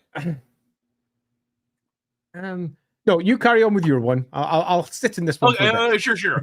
So, but the thing that I like though about that is that traditionally, when you're dealing with not traditionally, just as a fact. When you're dealing with greenskins, they need a WA to build up the momentum to become a threat outside of exceptionally rare circumstances. Being like a goblin like Skarsnik, who's more, and Gorfang. But those are very rare individuals that kind of consolidate. What's fascinating about the hobgoblins is that while they do not declare WAs, they are constantly talked about as one of the greatest threats in the world of this mobile nation that is basically it's not that they're not wawing. It's almost more like they're in a perpetual WA that never ends and are just roaming around. Yeah, I wouldn't necessarily say they're in a perpetual WA, because if they were, then the Hobgoblin would be in direct control of them all. I don't think it's an actual WA. I'm just saying, like, in the sense that they're always moving around. I would also, just to make sure that we're clear, state very clearly that Hobgoblins absolutely would be parts of WAs. Now, because they are, by their very nature, mercenaries. They work for others. In every edition of Warhammer, the Hobgoblin forces have always been that additional thing that sits on the edge. Even with the Chaos Dwarves, they were the addition. In first edition, they were Hobgoblins. Second edition, Hobgoblin mercenaries. Third edition, Hobgoblin mercenaries. They're mercenary types. We go to sixth edition, they were Hobgoblin mercenaries. Indeed, as we discussed, Kazakh Khan was the Hobgoblin mercenary general. They've always been willing to work with others. And they will be part of WAS as a mercenary contingent. Almost certainly getting pulled in by one tribe or another that's been caught up in this mighty WA. But they themselves don't appear to do it. Now, again, I think it's incumbent upon us to say that almost certainly at some point, the Hobgoblins are going to be detailed by Games Workshop. And the fact that they are green makes it exceedingly likely they will then say, you know what? Will get WA rules. They've got WA rules now, because that's what Games Workshop does. They often don't think about what they're doing with a great deal of depth. They just take the next thing, they write a White Dwarf article about it or something, go, here's a thing. And then we, on the outside, go, oh, well, you know all that other stuff? It's been ignored now. So we're going to have to come up with a different theory. In this case, it's evidently clear that the Hobgoblins are territorial. They hold what they hold. They're deeply treacherous, cannot be trusted by anyone. You can't make deals with them. In Warhammer 6th edition, where they describe Hobgoblin Khan, they're very clear that he wipes out 9 out of every 10 of the various trading caravans that pass through. He basically says, sure, come on in. Stab. Sure, come on in. Stab. They're deeply treacherous. But because they're treacherous, sometimes they do let you through, because they're not consistent as well. They have an inconsistency that make the Ogre Kingdoms look like incredibly reliable partners, meaning that the Silk Roads to the south are doable. The roads to the north are insanely dangerous, but not because of chaos. Because of this band of greenskins you cannot rely upon in any way, shape, or form, even if you have long-standing deals. So, yeah, we've got ourselves a bunch of greenskins who have a different, unique trait about them, their giant backs, and an innate psychology that's completely different to all other greenskins. Treachery and individualism is at their core. So there must be a reason for this. And we only have two ways this can, in fact, we only have one way this can happen. No, two. This can happen in the Warhammer world. One is literal manipulation, genetic manipulation at a fundamental level, in the same way that the Black Orcs were created, in the same way that the Elves were created in the current form, the same way that the humans and the Dwarves and all the other Old One species were created, or alternatively, a freak of magic, something that occurred that changed something from one thing into another thing. And a freak event of magic can almost always be reinterpreted as Tzeentch made them, which is a deeply weird way of saying that multifaceted weirdo chaos god did something. But ultimately, magic is involved, and it wasn't a material thought process that made it happen. Tzeentch is pretty much responsible. So we can really lay this down to two hands. One, genetic manipulation. Someone took the orc DNA and turned it into something else. Or two, chaos fucked it up somehow. And given what they're doing, they're not that chaotic. No, they're not doing anything that is fundamental to the ultimate chaos plan. They're not like, say, manticores or whatever that went deeply evil or chaos related. They're never described as a chaos species that has to be cleansed, which means that we're pretty much left with they were made. And that is fascinating. Yeah. Awesome Line Source, just want to point out your comment because the way this system works, it won't bring it up normally. But do you think we'll ever see the Hobgoblin Khanate in Total Warhammer 3 or hyped for the next DLC? Hope you guys are having a great stream. Are we hyped for the next DLC? Always, of course. More toys? Yeah. Great. Do I think we'll ever see them? I would say no, unless Games Workshop is intending to put them in the old world, like in the next 1 to 2 years, in which case they might give them to CA and be like, you could do something with this. In which case, yeah. But yeah, if Games Workshop want to use them, the answer is yes. If Games Workshop don't want to use them, the answer is no. I know that sounds really cop-out. But the licensing department are just a few people who sit there, and they're the ones who say yes or no to any individual job, and they're given an overall direction by whoever's at the top. And the overall direction to the licensing department is generally whatever we are releasing or intending to release should be a focus. And that seems fair. And if that release pattern does not in any way include Hobgoblins, they're always going to say, yeah, probably not. Yeah, probably not. So the answer is probably not. Phil, so Hobgoblins can work with other races for money rather than attack them on sight. Yep. All greenskins despise them instinctively, and they've ruined one of the biggest scraps in the history of greenskins. It is safe to say that these are signs Gork and Mork have forsaken them, because that would explain a lot. Possibly.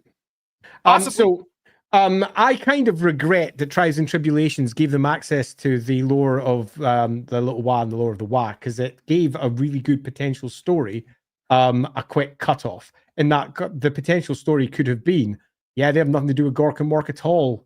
And that's another reason why instinctually it really doesn't work in the slightest for the greenskins and them. They are fundamentally different. But that's not the case. They are calling upon those particular deities. That being the case, the answer is actually here, not quite. Now, it might not work perfectly for them, but the answer here is they haven't been forsaken, or worse, they can somehow steal it, which I think is better. They're treacherous. Oh, that would be spicy. They are taking from Mork and Gork in a way that makes all the other greenskins go, that's just not right. And that, for me, I think makes a better story, particularly given the nature of how greenskin magic can work. It works around the idea of that great culmination of greenskins creating that energy, which is then translated into effect. Having the Hobgoblins work in a slightly different way is always a good thing. But honestly, strict answer here is currently no. Yeah, going back to that earlier comment, super chat from Warzag, it'd actually be really interesting if the Hobgoblins were the quote-unquote heretics of greenskin culture. Yeah, I kind of agree with that one. Sean Schultz, what do you call a goblin brigand? A Rob Goblin. Hey, someone's going for your title there. Jonathan Scott, a pack of 30 wolves requires 50 to 1,000 square kilometers of territory. The Hobgoblins don't farm a herd, so how do they feed thousands of wolves? Presumably, classic Warhammer question. Yeah, Warhammer does not give a shit about how any of that works, and they never have. Because otherwise, you look at a map of the Empire and you start going, "No, this doesn't work." Like where all the rivers and everything are and stuff. But what I will say is, keep in mind that greenskins and wolves And you see this with a lot of greenskins. Greenskins can eat damn near anything. That's meat, especially. And what you often find up, the Eastern Steppes are actually not like a wasteland. A lot of people think they are. They're not. It's noted as a big grassland with little spots of forest. So presumably there are quite a lot of creatures that live out there. And typically, the further north you go, a lot bigger and spookier a lot of the creatures get. So the things that live out there might require large groups of wolves to kill, along with bolt throwers. Hobgoblins are known for their bolt throwers, and like pulled around on chariots and stuff. So you got to think about, what are they using those against? And it could be the answer is the things that they eat. But they're also facing off against, the various tribes of chaos. There are a lot of marauder tribes up there. Every once in a while, a chaos horde will pop down. If they kill them, they've got no problem eating people. No problem at all whatsoever. So I'm going to kind of quote someone that I was discussing this with all the way back in around about 2003, I think. But then, no, 2004. And I'm not going to name them because I think it's unfair to name them when they're not here to defend themselves. But they were, I would argue, the person who created Warhammer. And I sat down and I said, for example, one question. Why are there no port cities in the north of the Empire? It makes no sense. His answer was, it looked rubbish on the map. And we wanted all the center to be in the set, all the focus to be in the center. And that's why Altdorf's in the middle. And I was like, okay, right, fair enough. Weird. But he's like, I don't care about that in the slightest. I was just making a world for armies to beat living crap out of each other. We don't care about trade routes and everything. The roleplay game does that. And somewhat similarly, this, because I was asking about Warhammer cities and how Altdorf, which he wanted to be effectively the Rome of the Warhammer world, as in it was the core city in the old world. And I was attempting to make sense of it all for the roleplay game, because the roleplay game requires sense. And I said, the roleplay game said it's got like 15,000 people there. What the heck? I mean, that's not a great Rome. And he was like, yeah, no, that's wrong. And I regret that they could ever do that. I regret how this was done, that was done. It's meant to be like Rome. And then I was coming, how can it even exist? He's like, shut up. I'm doing stuff for armies here. Fuck Literally.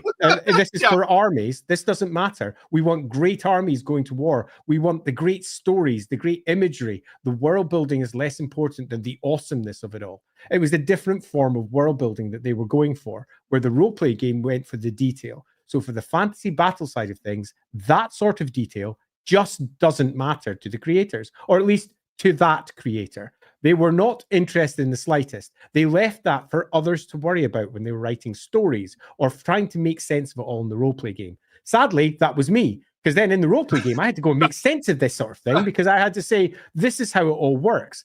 And this sort of question was the sort of thing that was debated behind the scenes when we attempted to write the roleplay bits. How can you have Altdorf with 1 million people when it's surrounded by forests and no farmlands? How can we make this work? And this is exactly this sort of question. How can you have nomads, these great nomadic tribes that number in tens of thousands, spreading across this area and still feed all these ravening wolves that don't eat the grass? How does this even frickin' work?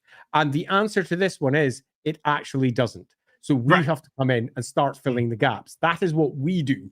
And when we're doing these streams, for example, we do. And the answer that Sotek provides is a great one. The answer is that these are close to the chaos waste. There's all sorts of big entities. There's almost certainly great hordes of creatures, monsters, things, massive things that the wolves eat, that they chase down. There's going to be an enormous number of them, much like the buffalo used to exist over in the northern plains of America. There'll be equivalents over here on the eastern steppe. We don't know what they are yet because no one's come along to discuss them. But they have to exist, because beneath it all, for all the original creators of some parts of the world may not have cared about it beyond, this makes the best, coolest place for us to have our armies, and it looks fucking awesome. When someone comes in to detail it, they will answer it. And the answer here is obvious. There's meat. There's a lot of meat. Yeah, I'm not gonna lie, there is a genuine charm, in my opinion, that the OG creators of Warhammer have the attitude of someone being like, well, what about this like economical question? They're like, shut up, nerd, roll dice, shut up. That's not cool. Warrington Crescent. The control the Khanate has over the steppes could explain why they're seen as untrustworthy. They're not a single nation. Agreements with one tribe wouldn't carry to another tribe. However, they are unified. So most countries, not fully understanding that, would see it as treachery instead of the group you hadn't paid off attacking things in their territory. So I agree with that entirely, Mornington Crescent, but I'll also add that I think a core component of the Hobgoblin psyche is also treachery. But they are also cowardly as a group, which means that they do not attack from the front if they can avoid it. The second you turn your back, you're going to get stabbed if they see any potential advantage at all, which means that for all treachery as a core component of them, they're also extremely reliable. Extremely. Because you know how they're going to act. They are always going to try to take the best out of any situation. So if you come in completely prepared for this and aware that they will betray you, then there's no betrayal. There's nothing more than paying the correct fees to get from A to B to C to D. And the job then is trying to get through all of that mess without being killed. And I think your point is absolutely accurate, but I also think that it's more than that alone. Yeah, there's actually, to Andy's point, there's a Talayan character both in the 2nd edition of Bestiary and the 4th edition Tribulations who basically says the same thing. If you go into it expecting them to betray you and they know that you know they're going to betray you, they won't betray you because they know. So they won't do it. So they're actually very reliable in that circumstance. But you have to operate with that in mind.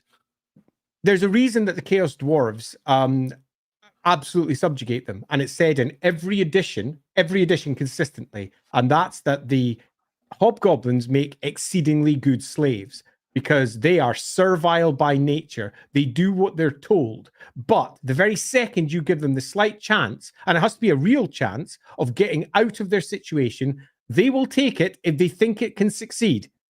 And they're greenskins, so they will take an opportunity if you present it. You give them an open back, they'll stab it because that's how they work. But you just don't give them those opportunities. The Chaos Dwarfs have them thoroughly underneath their collective chaotic thumbs, and thus they have an extremely reliable group of greenskins who they use to subjugate the other greenskins. So why does this all work? Because they are intelligent.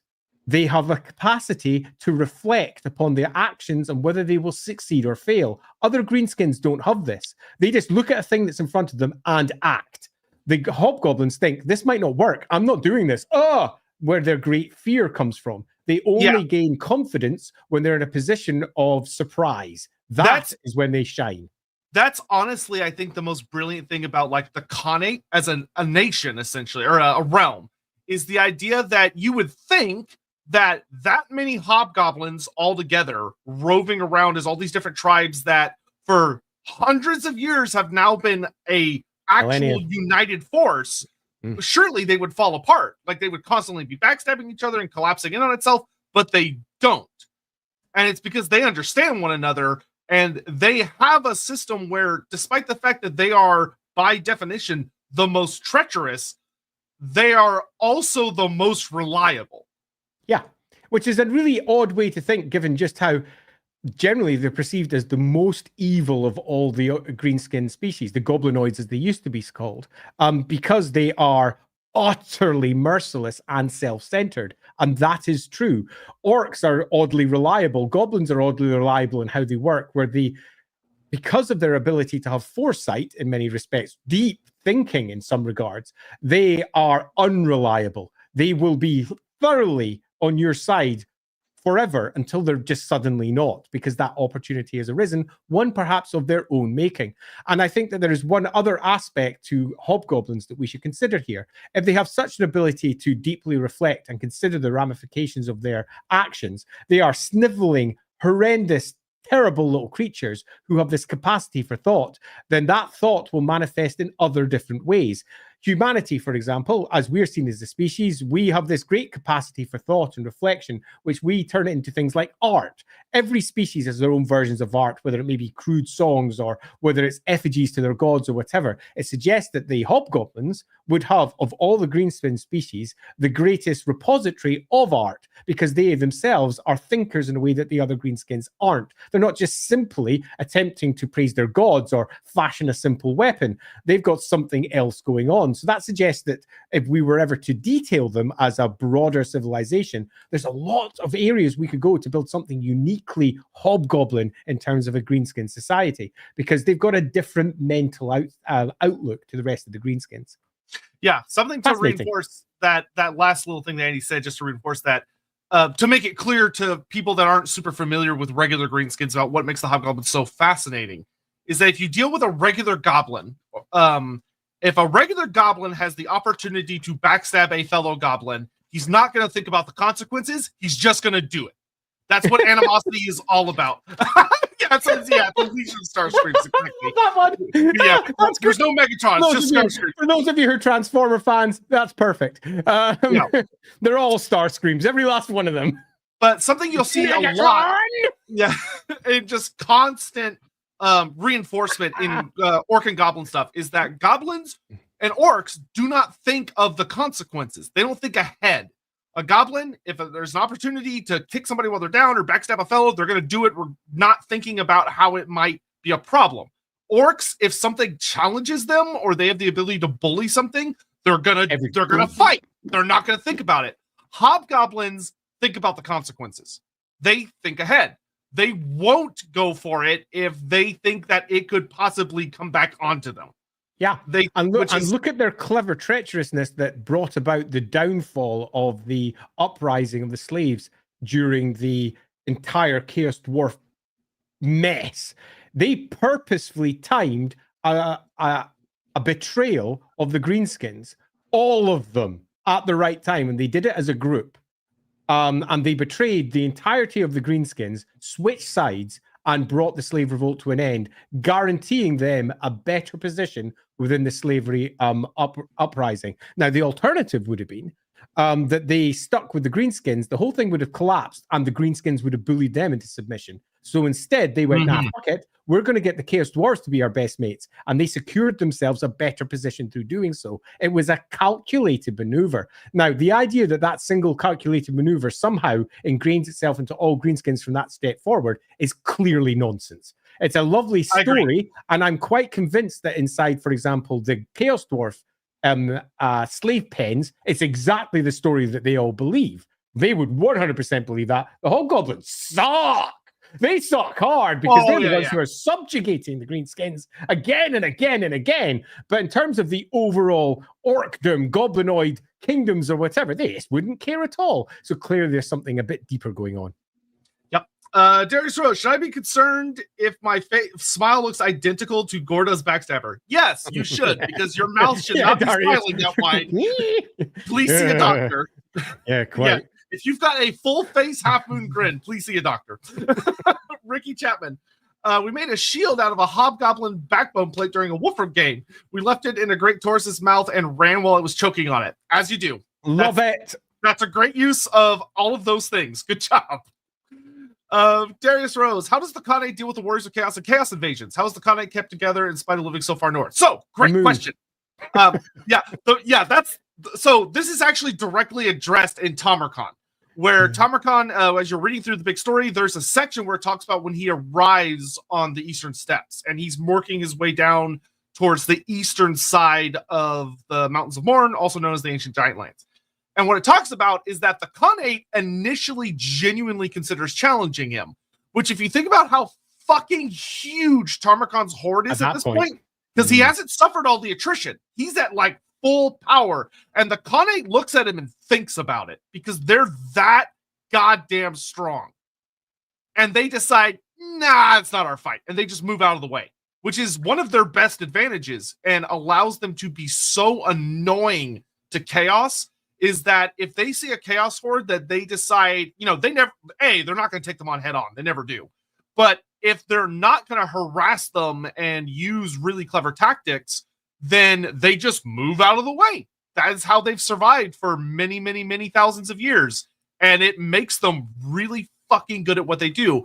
One of the things I really love that talks about the Great Bastion is we look at the Great Bastion, we go, oh, well, clearly Cathay never has any problems from the north, except for like the rare time, like, a hole gets ripped in the wall by an earthquake or something.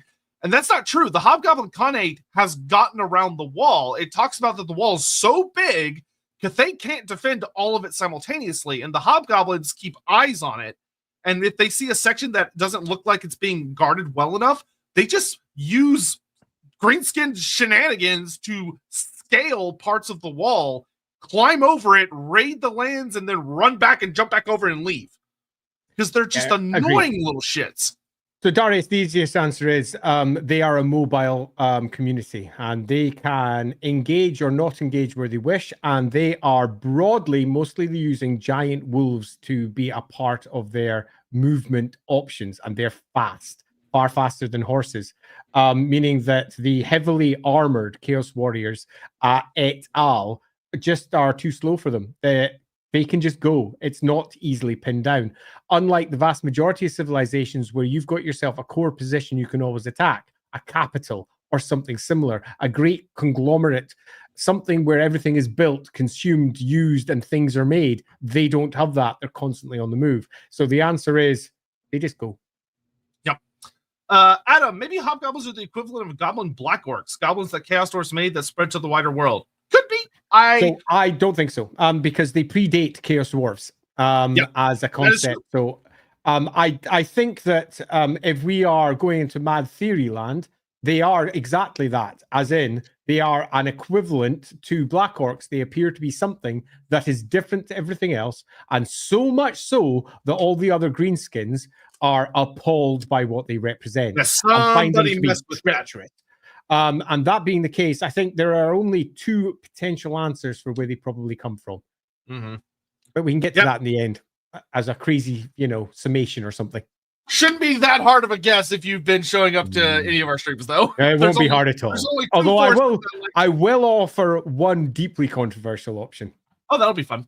It's always good to offer a would you rather push your trust in a Skaven or a Hobgoblin? Skaven. Preferably. That's interesting. I would have said Hobgoblin. So trust. Trust is the important word.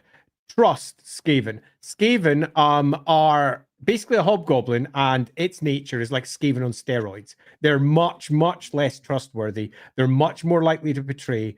And if they see any potential of self-serving ways out of it, they will. Skaven are kind of like that too, but they don't take it to the same ridiculous degree. Skaven are more trustworthy in some respects because they are more normally attracted to their self-serving ways. But they are in many respects, just take a look at their society as a whole, they fit within whatever norms that they're in for their entire relatively short lives. They're constantly backbiting and scrabbling, but they're quite cowardly as a notion, where the hobgoblins, it's written into their DNA in a way that makes the Skaven and their almost societally driven version of individualism to be, I think, quite trainable out. Skaven would make, for example, far better slaves because you could train them and breed them in a particular way. Hobgoblins have it innately within them to be treacherous. Skaven are just animals, just like humans are just animals. They could be anything if brought up in a society or brought up in a community in a particular way. Our community, as in real humans in the real world, we're all brought up to act in a generally, the vast majority of the world these days sticks to a relatively Abrahamic 10 Commandments way of living one's life, even when they're deeply atheist or deeply following one religion or another, particularly over here in the West, where thou shalt not kill, thou shalt not do all these things. We have this innate guilt built into us from an early youth. Our basic morals are sort of sat there. We're given a universal grounding with those in our societies, but some societies go to different extremes at different points. But we're societally driven, except for our innate drives. Our Skaven innate drive is kind of self-serving, with hobgoblins 100% self-serving. So I would go Skaven, but it's a fine sliver. Yeah, what's funny is what I would say is that trust obviously is silly. The answer is truly neither. But I would say that, like, if my goal was like I was in an enclosure and I had to like deal with one of them, I would feel more confident about dealing with and trying to predict the Hobgoblin than I would the Skaven. But I feel like if I was like I have to live a life with them, I would choose the Skaven because they're easier to manipulate. Yeah, you got to remember that with the Skaven, there's always something you can never predict, and that's the fact that they have a god that is always looking out for them or is always tainting them from within. So no matter what you do, the Horned Rat's always going to be twisting them from inside. In the same way that the Hobgoblins, they're going Mork and Gork, right? Right? Maybe. Maybe. Captain Magma, is it possible the old ones made greenskins to set in motion the eventual rise of Sigmar, since Age of Sigmar was the plan all along? A big part of Sigmar's story is, especially early on, is greenskins. Sure. I mean, I feel like that kind of falls into that, like, that's enough meta context that I don't think there's a way to realistically argue against it. So it's like, sure, why not? It could. It could. I mean, if you run with the whole thing's part of the great plan, then they don't even need to make the greenskins. They just need to know the greenskins are there doing the thing that the greenskins do, and they eventually have these outcomes. So the greenskins stowed away was nothing more than they purposely brought the greenskins, or at least a faction of them did, allowing them to be sown, allowing for certain events to occur because they were there. So the answer is, whenever it comes to something that's predetermined with predestiny, yeah, sure. And the old ones are always in that yeah, sure. Yeah, what I will say is that's not my preferred version. I could say that for sure. Yeah, and my preferred version, the greenskins are absolutely not an old one creation. They are either an element of chaos, small c, added to the mix that they did not intend, or alternatively, a faction of greenskins and old ones absolutely wished it to happen, where another faction did not. Yeah, that's super fair. Photep, how could one explain half orcs with the whole fungus background, or rather, what's the half part referring? Right, so I can give several answers in this one that are really short. Number one, they don't exist. This is the line I have been given multiple times by Games Workshop. They just don't exist. Half orcs are old Warhammer in the same way that pygmies are old Warhammer. They're a thing that we wish we hadn't done, and they shouldn't be that way. But you go to Black Library and suddenly there's a whole bunch of half somethings popping up in this novel or that novel. And then you go to the announcement threads that popped up in the Warhammer community for Warhammer The Old World. And in there, they referenced half orcs. So clearly those old forms are popping up again every once in a while. And we are left, if we take in the entirety of the background, asking, where can they come from? If orcs are fungus, the answer is they can't come from them. They just can't, because biologically they are so fundamentally different. They're not going to have orcs coming over, mixing with humans and creating half orcs, which means that they must come from one of the other, in heavy quotation marks, goblinoid species. The most obvious choice would be something like hobgoblins, because they're not like other greenskins, and we've got an option for perhaps having a greenskin species that's completely different to the others. Another one would be a different goblinoid species, or alternatively, the classic answer that's often brought up whenever Games Workshop goes, we wish we hadn't done that. It's a mutation. In that something went wrong with chaos and chaos allowed it to occur. And that is the answer that's given for some of the more famous Black Library options where a half-elf it happens. And that was, they had sex and they had a kid and it should never have happened. It just shouldn't, but it did. And chaos was responsible because of the flushing of the winds of magic or some other nonsense or a spell or something else crazy. And then we get ourselves an outcome that's unexpected, because whenever you say something can't happen in the Warhammer world, there is always an example of where it did, because the Warhammer world is full of chaos. There's always and craziness. Exactly. Asshole author who's going to be like, I'll make this work. So the answer to this is, if you just stick with the basics of what each thing is at its fundamental level, it's impossible for it to occur. But I'm sure that with a clever bit of writing, you could make it happen in a variety of different ways. Yeah, and the original half orcs were half human, half orc. The original. Yeah, they were. I don't know if that's what they would still be if they brought them back. I mean, maybe they could play it clever and they're half something really weird. But we'll see. One of the issues is that one of the mistakes that people who are reading Warhammer make is thinking that there is a one overarching mind creating everything. There isn't.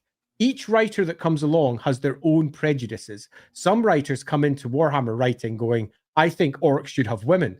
I just think they should. Half orcs are cool, and they write it.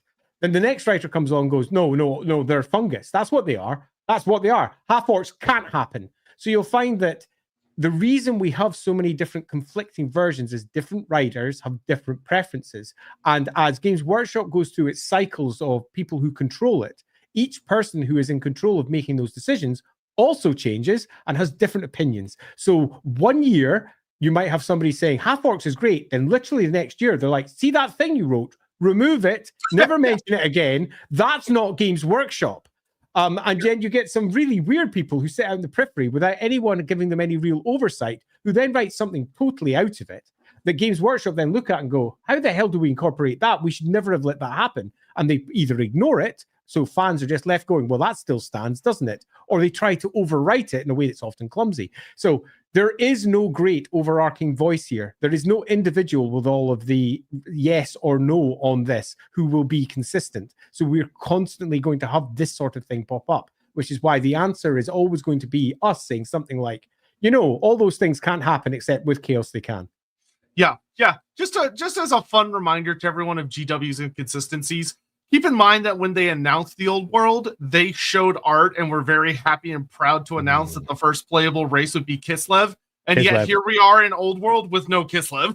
So yeah, we'll be lucky if we get them at the start of second edition. Yep. Serpenza, in your opinions, how do you add those forgotten cultures without severe retcons? Is it possible? Yeah. Like for today's topic, could be the Kazakh, Oghuz, Uzbek, etc. cultures added, not all Hobgoblins per se. I would say it's very possible. Yeah, it's not just possible, it's super easy, barely an inconvenience. I'll take a single example of that in the past. When when I was tasked with rewriting Kislev and bringing it up to date for Realm of the Ice Queen, all the way back in like 2010 or something like that. The initial pitch was, it's just Kislev. There is no Gospodars, there is no Ungols. And my initial pitch back was, I would like to have a multicultural society that has at least internally 5 different cultures. I want at least 2 of them to be PC options. I want it to be an interesting, multifaceted place that speaks to the potential of what the Norse do to them and all the rest. And then it becomes a bit of to and fro. And ultimately, that's what we landed in. We've got Ropsman mentioned in there, Vikings mentioned in there. We've got a whole bunch of other things mentioned. There's lots of older tribes that have been wiped out. We've got the idea of different stanistas with different facings. All of that's there. And yes, that gets simplified by Games Workshop whenever they do another thing later. But yes, it can be added and it's not hard. And all of that was done not by going, hey, let's look at all the existing lore and make it definitely match that perfectly, although I did. In some degrees, I actually ignored parts of it, like I didn't include the Scythians, pardon me, which were just a real-world uplift and drop from real-world Scythians that they had done in a very clumsy way. So I didn't include those, although they are kind of hinted at in one of the chapters. So all of this is super easy. It just requires a writer who is adept and dexterous enough to think about the place in more than just one note. So if, for example, we were going up and detailing all of the area of the Eastern Steppe, so to speak, you wouldn't just be looking at Hobgoblins. You would be looking at all of the existing peoples there, the Chaos tribes that sit beside them, the various human other tribes, perhaps another species entirely, maybe some sort of centaur-driven wandering tribe that's wandering around there that are beyond simply centaurs, for example. That's what the Scythians were originally based on. If you don't know, Games Workshop wrote at one point that the winged lancers were based on centaurs. It was a crazy idea. Kislev's winged lancers were actually originally centaurs and not even human, which is a bit mental, kind of fun though. Yeah, indeed. There's lots of crazy stories out there, but it's easy to take all of those ideas that already exist within the real world cultures and then make Warhammer equivalents if you want. But you, generally speaking, don't want to just do uplift, copy, paste because it's Warhammer. It's not the real world. But the real world provides a wealth of really cool details that you can at least refer to, speak to, use in fun ways, particularly if you can get people from those areas to engage and talk with, because they'll know stuff you don't. What I was going to say is that I think that's why I think Andy would agree with this. One of my biggest dreams and hopes for GW will always be that they will aggressively try to hire writers from different parts of the world. Like really try and get out of their comfort bubble and try and get writers from Africa and South America and the US and Canada and like different cultures other than just being a bunch of British folks. Yeah, and I'd like to say, because there's often a pushback against this saying, well, surely the best person for the job should get it, not someone from elsewhere. You don't understand. The best person for the job is someone from elsewhere. And the reason for that is they can add cultural details and knowledge that the person who is writing from the outside will never get, because they're not written down in a handy Wikipedia article. They're not written down in the basic book of the area. They're passed on culturally, person to person. I know stories about the north of Scotland that aren't in any book because I come from there. I have moved around all the caves up there. I've heard about a whole bunch of crazy local ghosts and craziness that no one else will have because they didn't get brought up there. So if anyone's writing a book about that sort of thing from up there, I am going to be a better source than the Book of Scottish Legends, which is what you're going to do if, for example, you're a British or American writer writing about, for example, the Book of Mongolian Legends. You're just going to end up with nothing more than salient top points rather than the depth and coolness of what that particular culture can offer. So broadly speaking, at the very least, you need someone from there to be advising you what to write. But that's not really an answer to this question. Yeah, but yes, we did answer that question, so now we shall carry on. Jim Miller, a little behind, but is English education why North America is Nagaroth? Or we Dark Elves? No, we've talked about this. Dark Elves? No, Nagaroth is in no way a reflection of North America. Now, I will say, there are a hilarious amount of eerie similarities, but it was not the intent. Yeah, absolutely. No. The Dark Elves, as they have been created, were not created as a representation of what North America is. They were created as what would have happened with those Dark Elves when they moved there and did what they did. And the species they were attempting to create, which was kind of like just ripping off Michael Moorcock's Melnibonians and popping them up there. It's not as deep as you think it is. Now, can we take the High Elves and make a lovely description of post-colonialism from the High Elves' perspective? Yes, because the High Elves draw a lot from, of all things, UK history. They're far more like the British than they are most other groups out there. And then looking at Nagaroth as, well, this is what happens when the Brits went over there and started using slavery. Sure, you can do that, but that wasn't the intention. No. But there are things that you may find of interest that could reinforce stories being told over there. Yeah, totally. Awesome Lion Suarez. Thanks for the answer. That's fair. Hoping GW decides to do in Koresh Araby one day so we can have them until War 3. Super unlikely. Yeah, I am also on Hopium, and I will be till the day I die. Wasn't there a bit of old lore that talked about chaos orcs, or was that from 40k? If I recall correctly, normal greenskins considered them almost a heretical thought and hated them even more than they dislike hobgoblins, which would speak against hobgoblins having a chaos origin.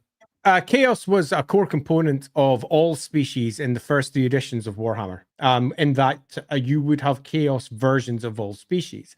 And this almost translated over into the 4th edition as well. In fact, if you look at the Dark Elf army list, the version that's presented there on the cover has a coordinate symbol on it for the Witch Elf, as I recall. That might be, however, symbol on her helmet. Yeah, totally. And that's just not what the book describes, because there was still a holdout for that amongst the various creatives who were behind the scenes, in that chaos was a core component of all species, and that is no more clearly defined. And then if you go back to the old Realms of Chaos books, Realm of Chaos 1 and 2, Lost in the Damned, and Slave to Darkness.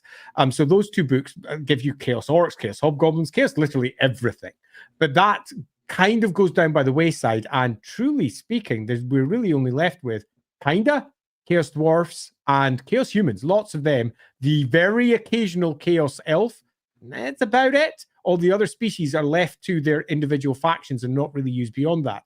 If we were looking at the multifaceted nature of the Warhammer world, there probably would still be chaos greenskins here or there, but I think it would be very extreme, not the far more open. There's a whole tribe of them that are corn worshippers up there, largely because of the unique connection that Mork and Gork have with all orcs and greenskins. The very way that greenskins work is working through Mork and Gork. They're building up of the Y energy. It's so fundamentally different to chaos that requires some form of extreme for it to ever occur. So I'm happy with it not being in any army list, and I'm also happy with it being an exceedingly rare extreme example. But having said that, though, I'm also happy with it existing, because chaos can get into anything.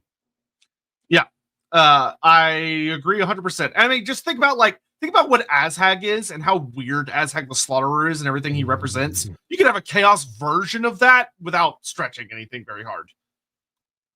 Lidor, I could unironically see Hobgoblins and Skaven working relatively good together. Both cultures' expressions of traitorous and self-centered behavior, why expressed differently, could also give them some outlook of the world. Agreed. Yeah, I agree. I think that there could be some really good stories told about the Skaven that live, because there would be Skaven clans up in the Eastern Steppes. Yep. There just are, period. Yeah, some of the many sub-clans of Clan Eshin over there, they're almost certainly working with Hobgoblins at various points. Unlike, though, most of the species that the Skaven work with, there's nothing to undermine here. There's no great cities for them to get under, which means that the only way to really deal with this great force that's above land is to deal with it. They can't undermine it. They can't eat at its roots because it doesn't put down roots. So in some respects, it's fundamentally different to the Skaven, which means if they want to communicate with and work with, they literally have to come up and communicate with and work with. And I think that makes it for a really fascinating dynamic, because normally the Skaven work by subtly whispering from within. They can't do that with the Hobgoblins. Yeah, there's actually a really interesting thing to consider that, like, the Hobgoblins, they're moving around. They have these great mobile platforms with like tents and all this crazy shit on them that are moving around with bolters and mobile platforms and just chariots and lots of cool shit. And the idea that the Skaven, especially if they still have like the Hobhounds, which whether or no those still exist is very up in the air right now, of being these almost large warg-like creatures. The idea that the Skaven, the Hobgoblin Khanate's kind of perfectly designed where the Skaven would really struggle to deal with them in any meaningful way, other than probably through mostly negotiation. They would kind of be a nightmare for the Skaven a lot of the time. But you imagine potentially an exceedingly good ally. Yeah. That's what I was about to say. Is that I mean, because one thing we've talked about, and this is something that gets muddy, especially because of what AOS has kind of done with them from a very distant viewpoint. If you read the actual lore, it stayed consistent. But the Skaven and Chaos do not get along. They are enemies far more often than their allies. They butt heads a lot. Yeah. And the idea that that a lot of the times you don't tend to see the Chaos invasions come down from the Eastern Steppes, because they tend to get waylaid and torn apart by a alliance of the Khanate and the Skaven, is a genuinely interesting story. I think so too. And hopefully one that we'll see explored someday. Yeah. Rocker Boy, Juke Boys, in Guardians of the Forest, Leofric Karad is said to venture into Cathay to slay a jade dragon. How would you rework that now that Yuan Bo exists? So there's a lot of different ways you could do it. You could do it that he maybe gets into a big fight against a Shukengun that has a more draconic appearance, and he believes it's a dragon in human form. That's how they portray themselves. They talk about, I am literally dragon blood, and they get in a big shit fight, and he kills it. And he goes, whoop, I killed a jade dragon. Good job, me. And it could also be that it's just a literal jade dragon. Yuan Bo is not the only jade dragon in existence. Yeah, there's multiple dragons over there. They're not the only dragons. There's lots of ways you could take it. And I think that Sotek's suggestion is probably one of the better ones, because then you could get a really interesting story. Although I would be interested in probably pitching that as dragon-blooded Shukugan, who can potentially even take on dragon form in a very short-term way or something similar, and attempt to take him out. I killed a dragon. That would work quite well too. Yeah. Or someone who's used magic to... I mean, there's loads of ways to use magic to transform oneself into a dragon. And the idea that some of the dragon-blooded can't do that is actually crazy. Yeah, I would be willing to bet a crazy amount of money plenty of the Shukuguns can transform using magic. Because transformation of Kaden can make you into a dragon. So. Yeah, totally. I mean, it's ridiculous that some of them wouldn't be doing that in an almost battle where... I mean, every other battle, they'd probably be doing it if they could. And I think some of them would. Yep. Phil, what are your thoughts on the Total War Warhammer Hobgoblin redesign? Personally, I dislike the fact that they now have the pointed caps like Night Goblins rather than their classic curved Phrygian caps. Not only do they lack the distinct look, you'd want aerodynamic gear when you're running around all the time. Pointed cap would go against it. So I will say that I like the Wolf Riders because they have like the bronze lamellar armor, like they have the Khanate armor and look, and I like them. The ones on foot, I was not as big of a fan of their redesign. I wish they had stuck a little bit closer to the art from the 5th edition army book to have them, because I agree that when you look at them, they kind of look like Night Goblins. And I think it would have been nicer to keep that a little, like, if you zoom in, you're like, oh, they're different, but you shouldn't have to zoom in that much to tell they're different. Yeah, I dislike it.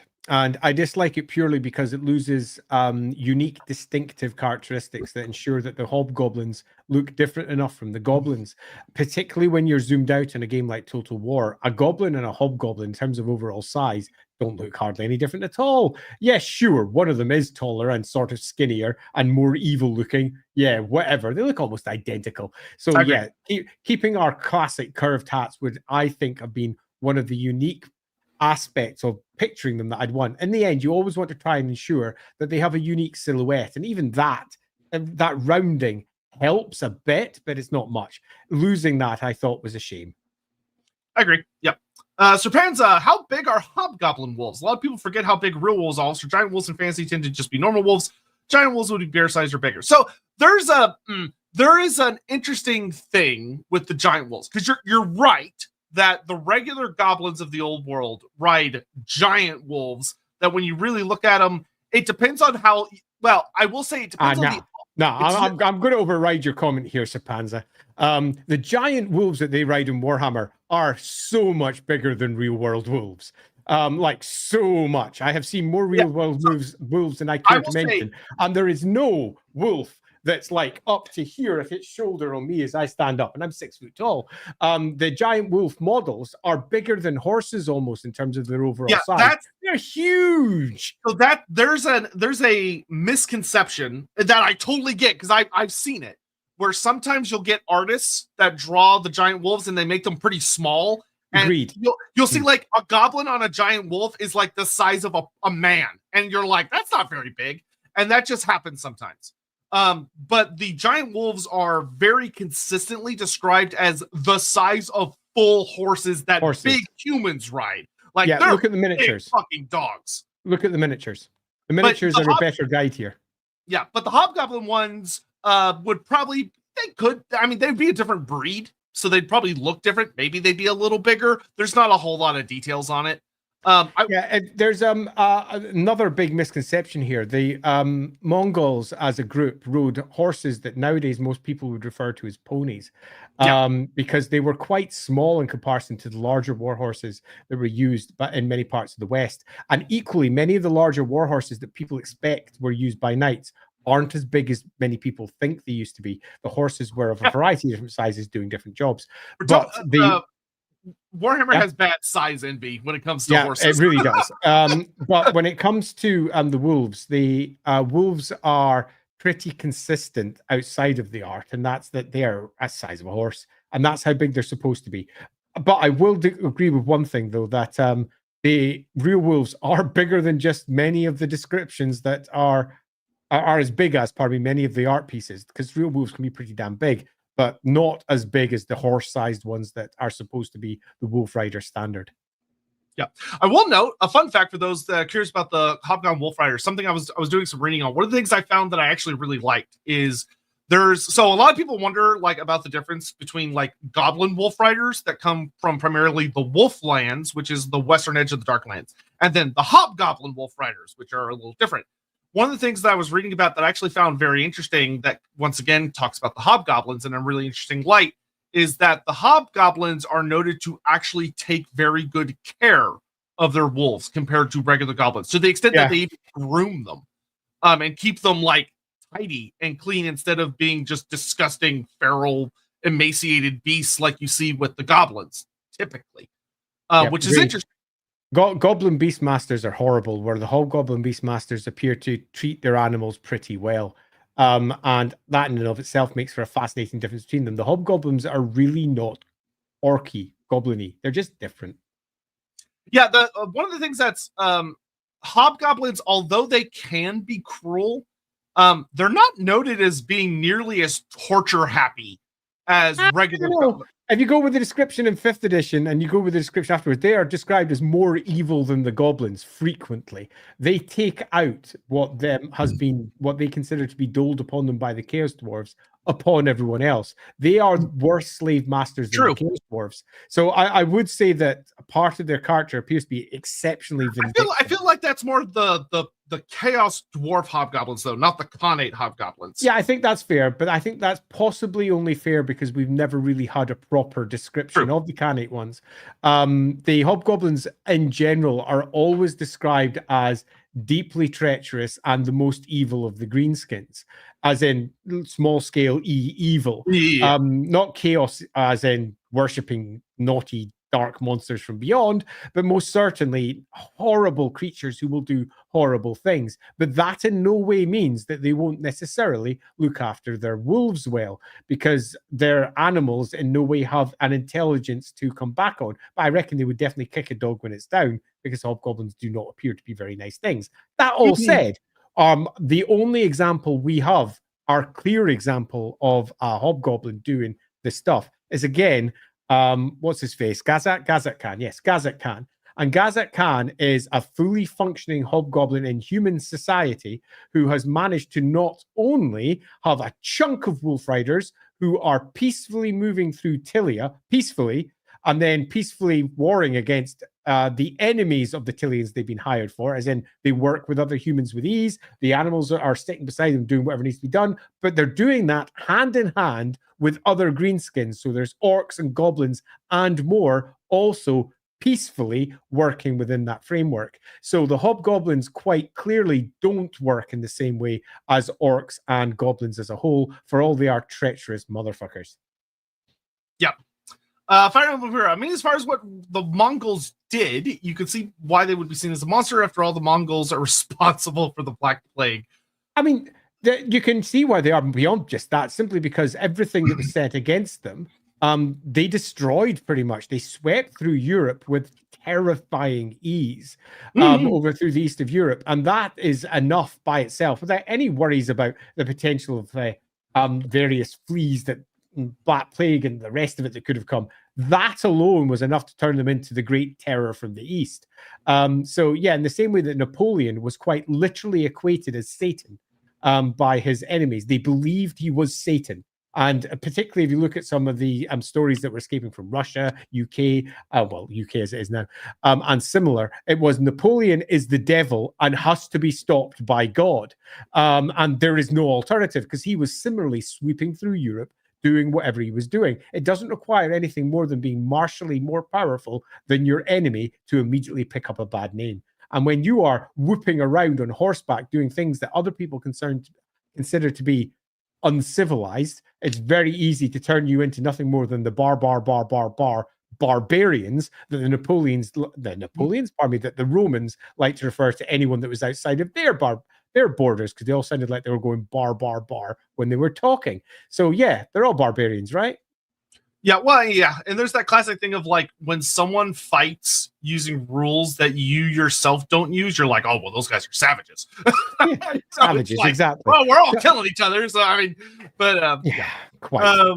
Jonathan Scott, more logistics hammers with the people create. I mean, you joke, but honestly, logistics hammer is really fun. It's stupid, but it's really fun. I genuinely agree. And it's one of the massive arguments that's set throughout, for example, the Warhammer Fantasy roleplay community, that's focused around what is the population of Altdorf, and trying to justify how you could feed 1 million souls in comparison to the much easier feeding of 15,000 souls is a core component of parts of those conversations. So yeah, logistics hammer, good fun. Chris, if Hobgoblin magic is more than just WoW magic, theoretically, what other kind of magic could they use? Non-greenskin magic, maybe wind magic. So interestingly, you say that. There is a note that I particularly love. So Cubicle 7 has done the somewhat unenviable task of trying to explore the other incarnate elementals. So the elementals of the other winds of magic, because Monstrous Arcanum only gave us 3. And when they talked about the Wind of Light, they actually talk quite a bit about how a lot of people believe it is a wind spirit, because it's this really hard to see thing that can move really fast. And it's they talk about that the race that's actually the most familiar with it are some folks in Araby, but the Hobgoblins, that the Hobgoblin Khanate talk about wind demons that they have an interesting relationship with, that it exists up in the Eastern Steppes and is doing stuff up there. but the Hobgoblins do have a relationship with it, which could be an interesting type path to explore. Yeah, I mean, at its very basics, if they're not using greenskin magic, then they are particularly close up on the step to the Northern Gate, which means that there is... I mean, plenty of magic. There's so much magic up there. And more magic there than there is, as much magic there, at least, as there is in Norska and similar.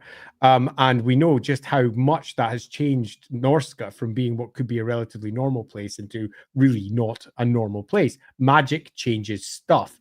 And the idea that none of the Hobgoblins have been on the receiving end of this change seems silly. So, yes, the idea that their shamans and equivalents should be able to do something beyond greenskin magic is certainly within canon, and it would almost certainly involve the winds of magic. How that manifests has not really been explored. Should it be something separate to greenskins and how they manifest their magic? I think so.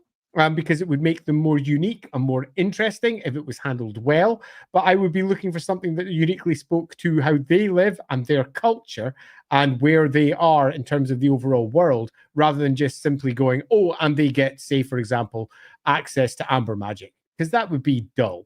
It would be ultimately uninteresting. I would much rather go do something unique, or something unique with the greenskin magic, and show how it manifests with Hobgoblins differently. But I would be looking to reinforce the theme that Hobgoblins are different to other greenskins, and fundamentally make other greenskins immediately respond with deep distrust in that what they're doing is wrong. They are treacherous individuals who are not worthy of their time and can never be trusted. And how does that best manifest? Through their magic. And that is where I would probably start in terms of the conversation or trying to pin down a good answer to this.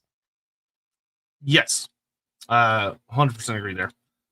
Ricky Scott, I'm late, but I'm starting from the top, so you guys have 2 hours. Have fun. Have fun, Ricky. We appreciate it, Ricky. Thank you for the support. Do Hobgoblins worship Gorkamork? It's unclear. That's a question. It's unclear. That is a question. So we have it partially kind of answered in an almost unofficial way, because it's been handled by a licensor.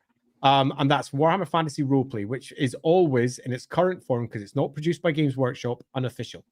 And in the 4th edition, they've got clear access to the greenskin magic, which means that, yes, they do, if you go with that version of them. So yes. in that version, yes, but there's no discussion as to exactly how that works. So there's no long discussion about Mork and Gork or how that works. So the answer could be different to worship. It could be Hobgoblins steal from Gork and Mork. They are treacherous with Gork and Mork. So there is more than one way we could approach this. So we can only say with any certainty that as far as a licensor is concerned, they are certainly attached to Gork and Mork, but we don't have an answer as to what that attachment is. Darman, do you think Cathay probably deliberately tries to stir up battles between the Eastern Steppe Marauders, such as the Kurgan and the Hung, and the Hobgoblins, so they fight each other such as Cathay? Yes. Yeah. 100%.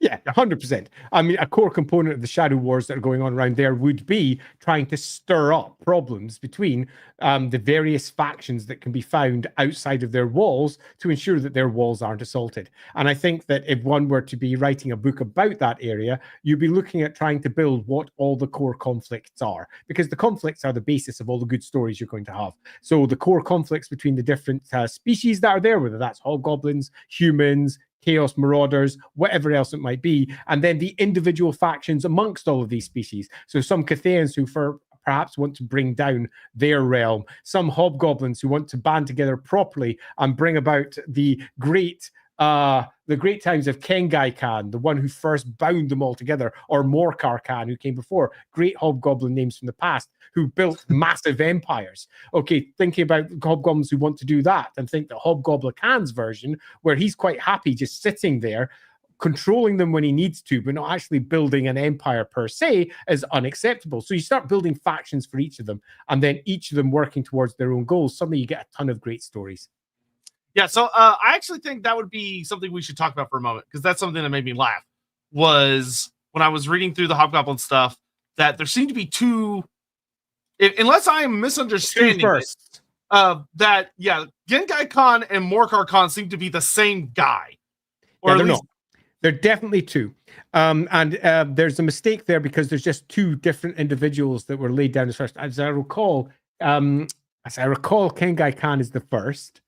And he was the first in terms of the first that was chronologically laid down as well by Games Workshop, as the first to bind all the trials together. And he's near mythological in terms of Hobgoblins, and that it happened so long ago. He's nothing more than a name. He's the great Kengai Khan who bound them all together, where Morkar Khan was the first that made the empire. He was the first that actually built a proper empire of Hobgoblins that lay to the north, and it was massive. And possibly Morkar Khan is the one who is responsible for the Cathayans building the wall. But none of that is certainly pinned down. It happened a long time ago as well. In like Total War, I know they definitely fused them together. Oh, that's interesting. When you read the Genghis Khan landmark statue, it talks about how he's the founder of the Hobgoblin Khanate Empire. Interesting. But Genghis Khan, for anyone that is curious, that is like the big one. Like he is the big Khan. And he was the first Hobgoblin Khan. Yes. And he is and all the other Hobgoblin Khans that follow, basically the biggest warlord is the one who can claim to be Hobgoblin Khan.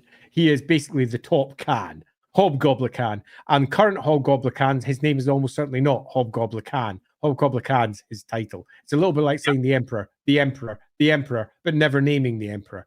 So obviously Karl Franz has a name. Hobgoblin Khan probably has a name as well. What it is, the gods alone know. It's very possible that when they eventually come around to writing it, they'll forget that and his name will just be Hobgoblin Khan. Yeah, so Genkai Khan, super cool Hobgoblin that somehow managed to bind together all the different Hobgoblin tribes, which is genuinely impressive. Rode a big, horrifyingly scary super wolf called Wolfang, whose pelt is a magic item that exists for the Hobgoblins. That is super funny because I think it has like a curse where if you turn your back on the person wearing it, you die like instantly or some silly nonsense. But welcome to Hobgoblin writing. All Hobgoblin writing tends to be pretty much that. Yeah. But all right, moving on. Skylar Martin, have y'all seen the Fleshhound of Khorne 3D printed? That's no. Oh yes, no. You're doing the baby. I have seen all the stuff about Mutang. I have seen all the stuff about Mutang being a Khornate creature. I have not seen the 3D printed version yet, though. That sounds amazing. Oh, I've not seen that either. Thanks, Skylar. I might look that up after. Yeah, please put that on like our Discord. Link over in Discord. That'd be amazing. Alan Flux, hey, thanks so much for the super chat. Yeah, great to see you. Phil, have you seen the concept art of Captain Skabend and Vorgaz Ironjaw for the Total War Mobile game that never came out? What are your thoughts on those characters? I haven't seen that. That's I don't even know who Skabend is off the top of my head. I know who Vorgaz is. Hold on, let me do a quick Google flu here. This is one Captain Skabend. We just typed that one in as well. A goblin pirate captain from 6th edition. White Dwarf. Oh, I painted that miniature. I'd forgotten about it. I painted that miniature. It's just a goofy little goblin pirate. Yeah, go figure. That would be a weird character. I've seen the concept art. So, Phil, if you've got access to that concept art as a link somewhere, if you could pop that up in Discord, that'd be amazing. Particularly over in my Discord, because I'll never look over in Sotek, I always forget. Yeah, you put that in the LAWhammer Discord, that'd be great.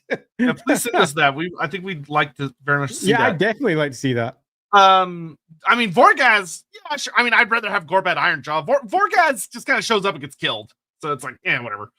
Dynaman, so the Chaos Dwarfs hire the Hobgoblins for the Khanate as wolf riders, but would the ogres also hire them as well? Yes, 100%. Yep. Yeah, I think so. I think one of the if, for example, we had an equivalent of the old 2nd and 3rd edition Forces of Fantasy, Ravening Hordes, Armies of Warhammer, or equivalent, all of which had a bunch of mercenary bands at the back, which were available to hire for most of the core armies, and they had a small amount of miniatures released for each of those. The Hobgoblins would be there. And the Hobgoblins would 100% be open to ogres. They're not just natural allies. They are 100% natural allies. There would be ogres working with the hobgoblins, and there'd be hobgoblins working with the ogres. Indeed, there's going to be ogre tribes up on the steppe as well, almost certainly. One or two of them wandering around in a relatively nomadic way as well, probably eating any hobgoblins they can get their hands on. So yes, this is definitely a thing that should probably occur. Yeah, I would going with what Andy said earlier. If you were working just for funsies, if you were working on what kind of cultures are up in the eastern steppes, in this land dominated by these interesting species, I think the triumvirate that would be very fun to work with and explore would be your ogre kingdoms, your Skaven, and your hobgoblin khanate. I think those would be the three dominant forces in the eastern steppes, outside, of course, of like your chaos tribes and stuff. But you can but those three, I think, would work together in a really fun way because they're all very neutral-ish, and are prone to mercenary antics and backstabbing antics. So you could have a lot of really fun stories of those three factions working against and with each other. Yep, totes. Donman, do you think any hobgoblins have made it to northern Nagaroth? Yes. Overland, yeah, for sure. And I think it's almost certain that see, one of the great mistakes that many people make is thinking that the good old Khanate in the real world never went to sea, but it did. This whole divine wind in Japan was about, wasn't it? Destroying them all. Go play a little bit of the old Ghost of Tsushima to see just how much the Mongols were kicking around over there, and get a good example of that. So hobgoblins on boats, absolutely. Nasty stories of hobgoblins getting murdered by their million by divine winds that went on boats. I think that almost certainly should be part of the history as well. So yeah, it should be part of Cathayan history, Nipponese history, and Northern Nagaroth, and the peoples of Northern Nagaroth as well, because the Warhammer world has something that the real world doesn't have, and that's magic. And that means that no matter how improbable a thing may look on paper, it can be done because magic can always be brought to the bear. And once the hobgoblin magic is definitively marked down, we can then have almost certainly what would happen over to the far west of what is the equivalent of Nagaroth. So yeah, definitely think there should be a connection there. Getting from the eastern steppe to Nagaroth using the Chaos Waste isn't really that far of a journey. No, it's not. It's pretty short, actually. It is. Hagen, of course, the hobgoblins treat their mounts well. They're smart enough to understand that they righted them. Should their mount fail, they get left behind. Once again, that could go into the whole hobgoblins have a concept of consequences. If their mounts aren't well taken care of, then they're fucked. So I think that's something that I would definitely write into them if I were doing it. And that's that the hobgoblins have a far greater idea of their position in the world. They think ahead, and a part of their planning is where they're going to go next with their wolves and everything else. And yes, they absolutely treat what is ultimately their safety well. It's a piece of equipment in some respects. It's the only thing that keeps them ahead of the Chaos Hordes. It's the only thing that keeps them ahead of the fucking dragons that are coming from the south. They need to move swiftly at the drop of a Phrygian hat. And they can't do that if their mounts literally are backing away, not wanting to be used, don't like them. They need to have mounts that do the opposite, work with them, work in sympathy with them, which means that they almost certainly are either A, using magic, or B, do the more sensible, easy thing, treat them well. Yep. Hammond, what do you call a one-legged greenskid? A hobgoblin. Hobgoblin. Trying to retain his king as the pun master, because since he was challenged earlier in the stream. Gengai Khan might not be able to sing, but Morkar Khan. There we go. There we go. It kills Dumbledore. How fucking could you? How could you do this? It's only been 20 years or whatever the fuck it's been now since that book came out. Diamond, Scottish rep for Andy. Edinburgh Zoo now has its own pygmy hippo called Haggis. And more dramatically has recently lost a red panda kit, which is very sad, that died, complications, and possibly because of fireworks going boom, boom, boom outside. And it's been very, very sad over at Edinburgh Zoo. Just the idea that a red panda could die, like, little red pandas, they're so cute. But yeah, sadly. Oh, yeah, that is a really nice concept art of those characters. I haven't seen those before. That's nice. I was just looking at that too. Yeah, that's pretty cool. Okay, finally caught up on all those. Thank you all very, very much. So, one of the things that I also think is worth kind of talking about a little bit that we haven't really had time to hit on just because we were hopping around those conversations. One of the things that I find super fascinating when you're dealing with the Khanate as a nation, empire, whatever you want to call it, is that to be clear for anyone that's kind of listening and didn't catch it when we kind of talked a little bit about Genkai and stuff, the Hobgoblins have been a relatively united nation for thousands of years. Yeah. Thousands. Like, they're older than the Empire of Sigmar. They're old. They're real old. And one of the things that is particularly interesting about that is when you look at normal greenskin culture is normally divvied up into, you have your tribes, and they tend to fight one another like crazy until eventually one of them will get a boss that's big enough that he starts wailing on everybody else to the point that he can get a wall going, and then it builds up momentum and it kind of sucks everybody in, kind of like a flood, and then they slam into something. And it either wins, it keeps going, or it peters out. The really fascinating thing that is so bizarre, but I love about the Hobgoblins, is the idea that the Khanate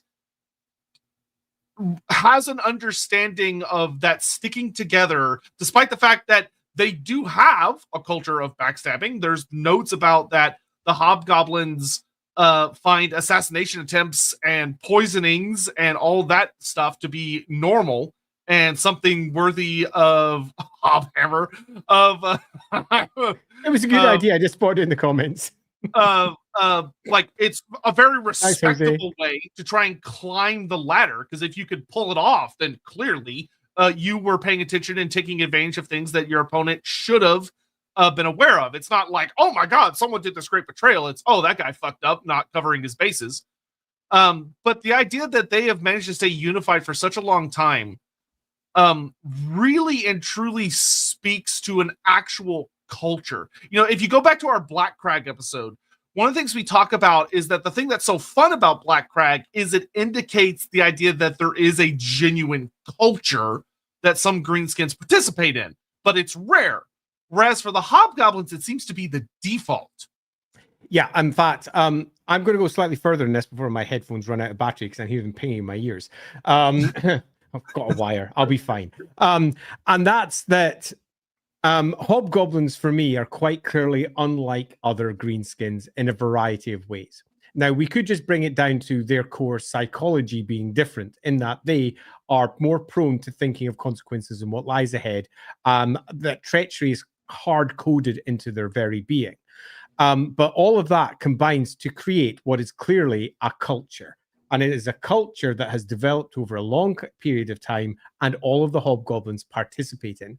They are far more like humans in comparison to how they're described and how they have built over time than any other greenskin society, which is either A, been subjugated and become something else, Noblars, or alternatively runs by the standard greenskin mob up, wah, fall apart, mob up, and wah cycle of culture.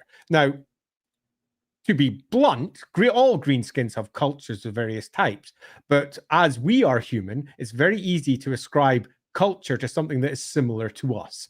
And in this regard, the culture that the Hobgoblins show is the most cultural, and that is the most human-like.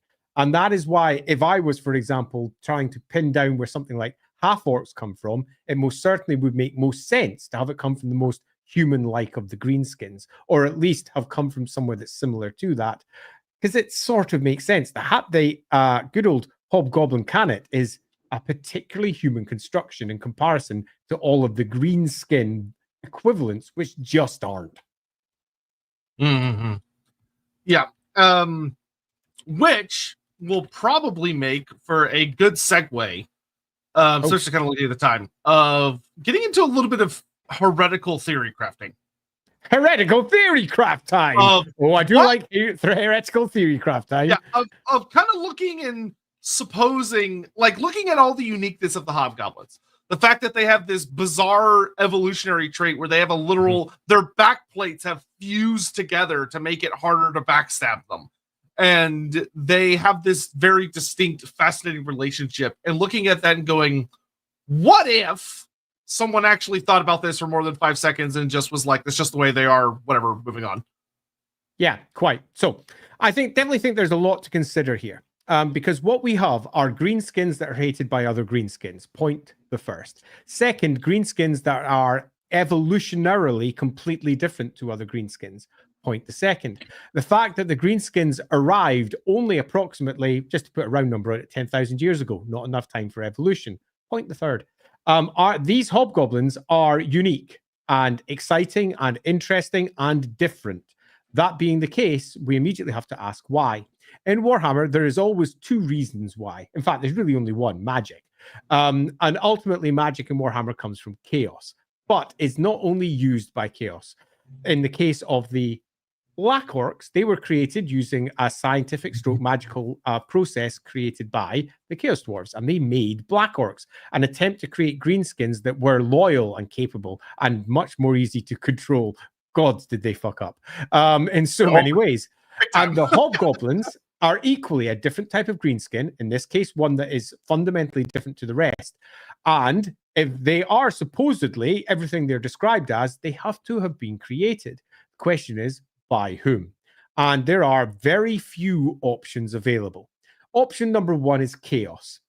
It's an odd one, and I'm sure you could build a story for it, but there's not an obvious story. You'd have to sit down and go, why the heck would this have come about? We have lots of opportunities as to when it could have occurred. For example, at the dawn of the world, when the Great War against Chaos, the very first one happened, the Cataclysm, we had ourselves an entire realm of chaos up in the north, where thousands of demon princes had sworn to Be'lakor.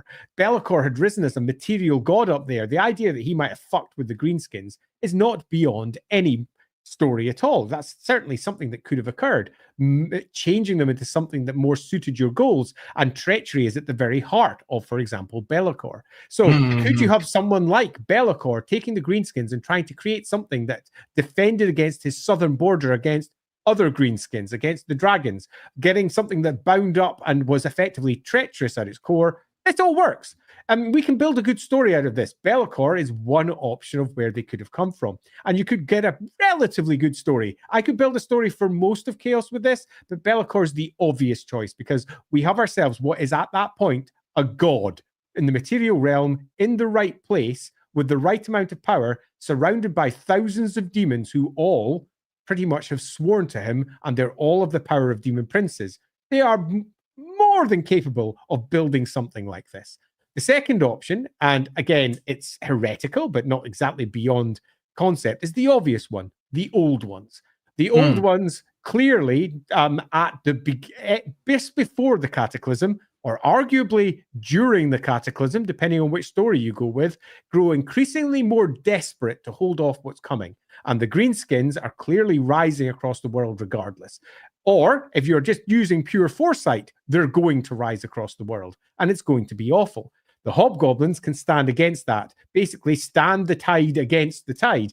And you build yourself an entire species that uses the greenskin advantages against them, can bind greenskins together underneath their banner in a way that the greenskins do not like. They view that as pure treachery. And we have evidence that greenskins are doing this, and that Hobgoblins are doing this. The only character we have with any real description literally has bound greenskins under his banner, doing quite ungreenskinny things, working together with humans and others underneath a fixed banner. So we have ourselves a real potential answer for old ones being the source, and that they gave them effectively culture.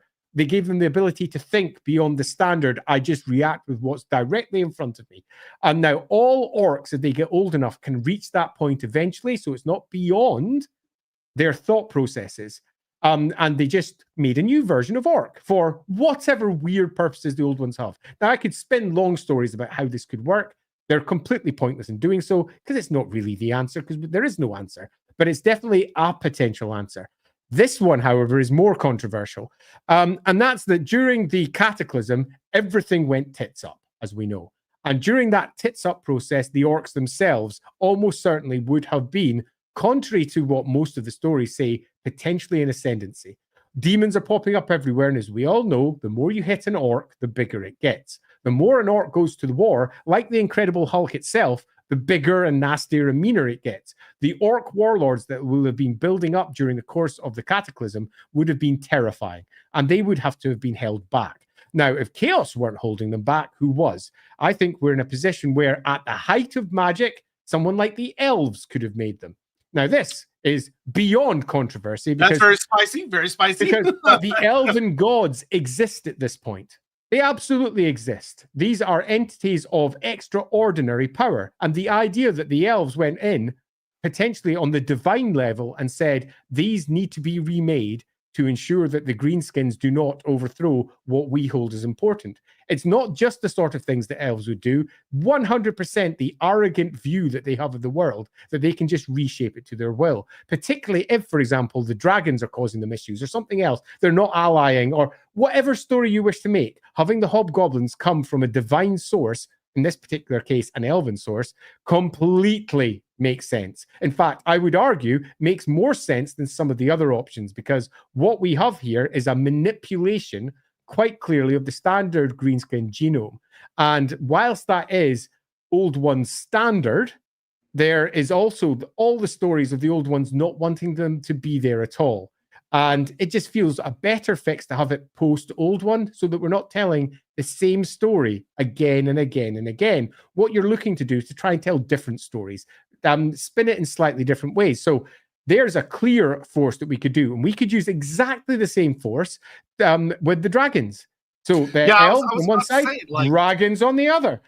We have ourselves now. The dragons at this point. Oh yeah, do you want to go? So the only thing I just want to throw in is that I like what you're putting down. I also think that the dragons could make an interesting angle of, like, you know, we know what the big sin of Dad is, creating the Great Maw. But like, what if that was Mom's great sin, using yin magic, trying to influence greenskins, and hobgoblins are the result?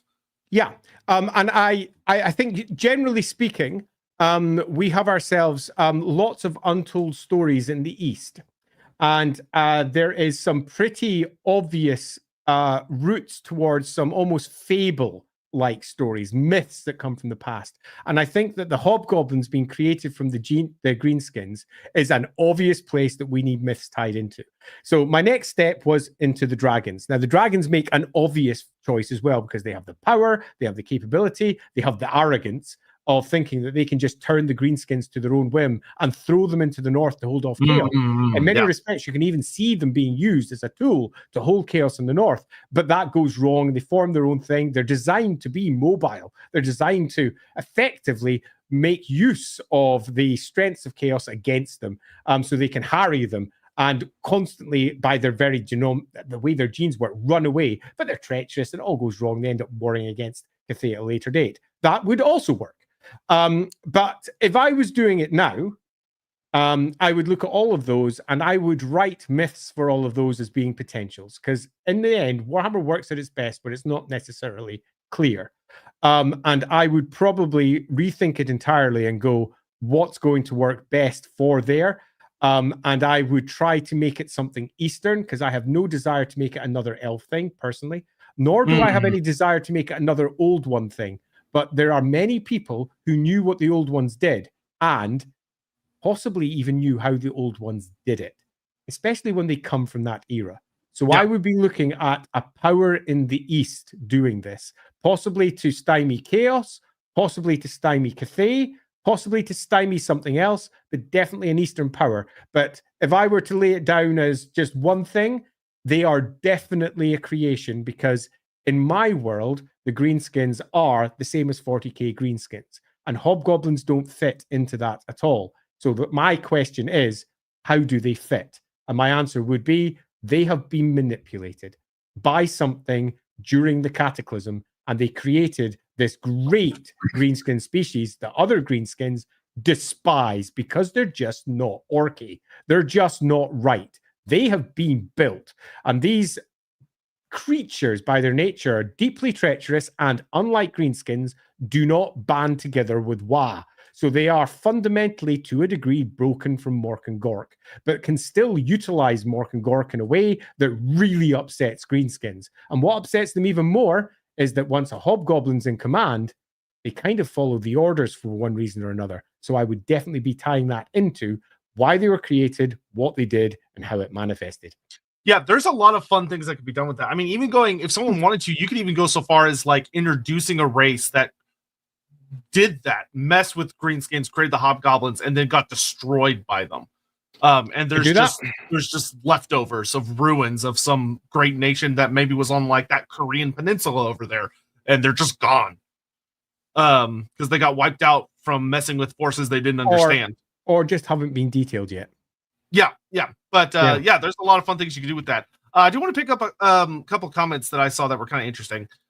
So Gravy the Red, kind of talking about like the feeding the wolves thing again, says that when it comes to the herds to feed the wolves in themselves, maybe they have herds of some kinds of creatures that their empires follow or have alongside them, which I will say, like, one of the things that's really fun with the Hobgoblin Khanate is there's enough there that you can kind of visualize what they would look like on a table or in Total War Warhammer, but there's also enough empty space that you can fantasize over what else would there be, like the idea of these great herding. I mean, think how big a lot of herding creatures are in the world, of like the idea of them, think about like, bison and how large they are when they were being followed around the Americas, and like what could the Hobgoblin Khans be chasing after, like if that's a part of why they're so mobile, is the things that they hunt and could be a part of their armies, these great horrible beasties that are maybe not, kind of like when you think about a stegodon, their preference maybe isn't to eat people, but in the Warhammer world, when there's protein, as the saying goes, which is actually just how real life is too, which is horrifying when you see it unexpectedly. Yeah, I think there's almost certainly going to be a herding aspect. I imagine there's going to be a lot of horses that they herd and move along with. Horses are relatively swift moving as well, because you don't need to just rely on giant versions of real world creatures. Let's transport it over. But I also think that they're going to have equivalents of that. Mammoths are a very real thing up there. So there's going to be some form of hunting of those. They're going to be hunted rather than followed. There's going to be other large entities up there that they're going to be feeding, not just to themselves, but to their wolves. So yeah, hunting makes absolute sense. Yeah, Dunamans. You know how some lions hunt elephants? I've just imagined these horse-sized wolves hunting mammoths. Yeah, or hell, I mean, even if you're keeping it around wolves, you ever seen like how a pack of wolves takes down a moose? It is a thing. Yeah, like it is absolutely a whole fucking thing to take down a moose. Those things are horrifyingly huge. Yeah. But some other just kind of like random things that I read earlier in the day, and I for some reason have not thought about how to insert them into the stream up to this point, but I think are interesting. Another thing about the Hobgoblins I read about that I loved, and is once again something that showcases a unique relationship and difference between like regular Goblin Wolf Riders and Hobgoblin Wolf Riders. Is that so when you're dealing with Goblin Wolf Riders, they typically don't use much of the way of tactics. And if they do use tactics, they're very, very simple. Like something along the lines of they'll run around for an exposed flank, shoot at them, maybe charge in, and they'll run away if things look a little hot. Or they might, bait a charge. Well, they'll make themselves look a little weak, like they're running away, so people will break rank to chase them, and then they turn around and charge back. Like, that's fairly standard fare for both goblins and hobgoblins. But where hobgoblins get super fucking cool is there's a couple of mentions of one of their fighting tactics, three of them that I found super interesting. And these are all based on real world tactics that are quite fun. The first being that the hobgoblins are very good at using what I'll just kind of vaguely refer to as size manipulation, of the sense of deliberately kicking up lots of dust to make using approaches to make it seem like there's more of them than there actually is, while also simultaneously using stealth and deliberately sending out small parties to make themselves appear smaller than they are, to try and manipulate their enemies into doing certain things, to react in certain ways. But my favorite is there's a talk from a Chilean general about a tactic that the hobgoblin use, where they ride in a column, and the hobgoblins at the front of the column shoot arrows, and then immediately after they shoot, they fall back around the sides, and the next rank shoot their arrows. And they do that, and as the front rank gets back to the front, they have had exactly enough time to reload and pull back so they can fire another volley. So it's this never-ending volley fire of arrows into your face as they're running at or by you, which is a horrible strategy to go up against, because they just wear you down like a bitch. And classic hobgoblin tactic, which is not to engage directly, it's to only charge in the flank or the rear, to always shoot from the front, to never effectively the cowardly aspect of them that's hard driven into their coding is right there. As an easy way of thinking of orcs and goblins, and I'm fully understand this is a very almost gamey way of thinking about it, but the more orcs and goblins there is, you generally find the better they think. Now, this may sound vaguely controversial, but if you've just got a few orcs and goblins working on a scout party, some equivalent, they tend to be idiots. Their tactics are rubbish. They're not very good. Small tribes tend to be mostly stupid. But then you get them together into several tribes, and they're all working together. The best one amongst them rises up. And you tend to find that they're vaguely intelligent. Their tactics get a bit better. And then you get the whole WA going on, and you tend to find the one that's at the head of the WA is often pretty clever. Not just having conversations about tactics, but getting down with it. The focus of all of that orky energy turns into proper intellect. The hobgoblins seem to have that as standard. And that is one of the core differences between them as greenskins and the rest. The other greenskins appear to be, broadly speaking, pretty rubbish until you get lots of them. But the hobgoblins appear to be all relatively individual. Each and every one of them is capable of the sneaky stabbing that they're known for from the beginning. Each one of them capable of reflective thought, tactics, thinking, doing what's best for the overall group and not just as the individual. They are quite different to other greenskins, and which is why I said they're a little bit more human. They have the same reflexive capability as humans. That's one of the reasons why it's so very easy to say, oh, the old ones made them.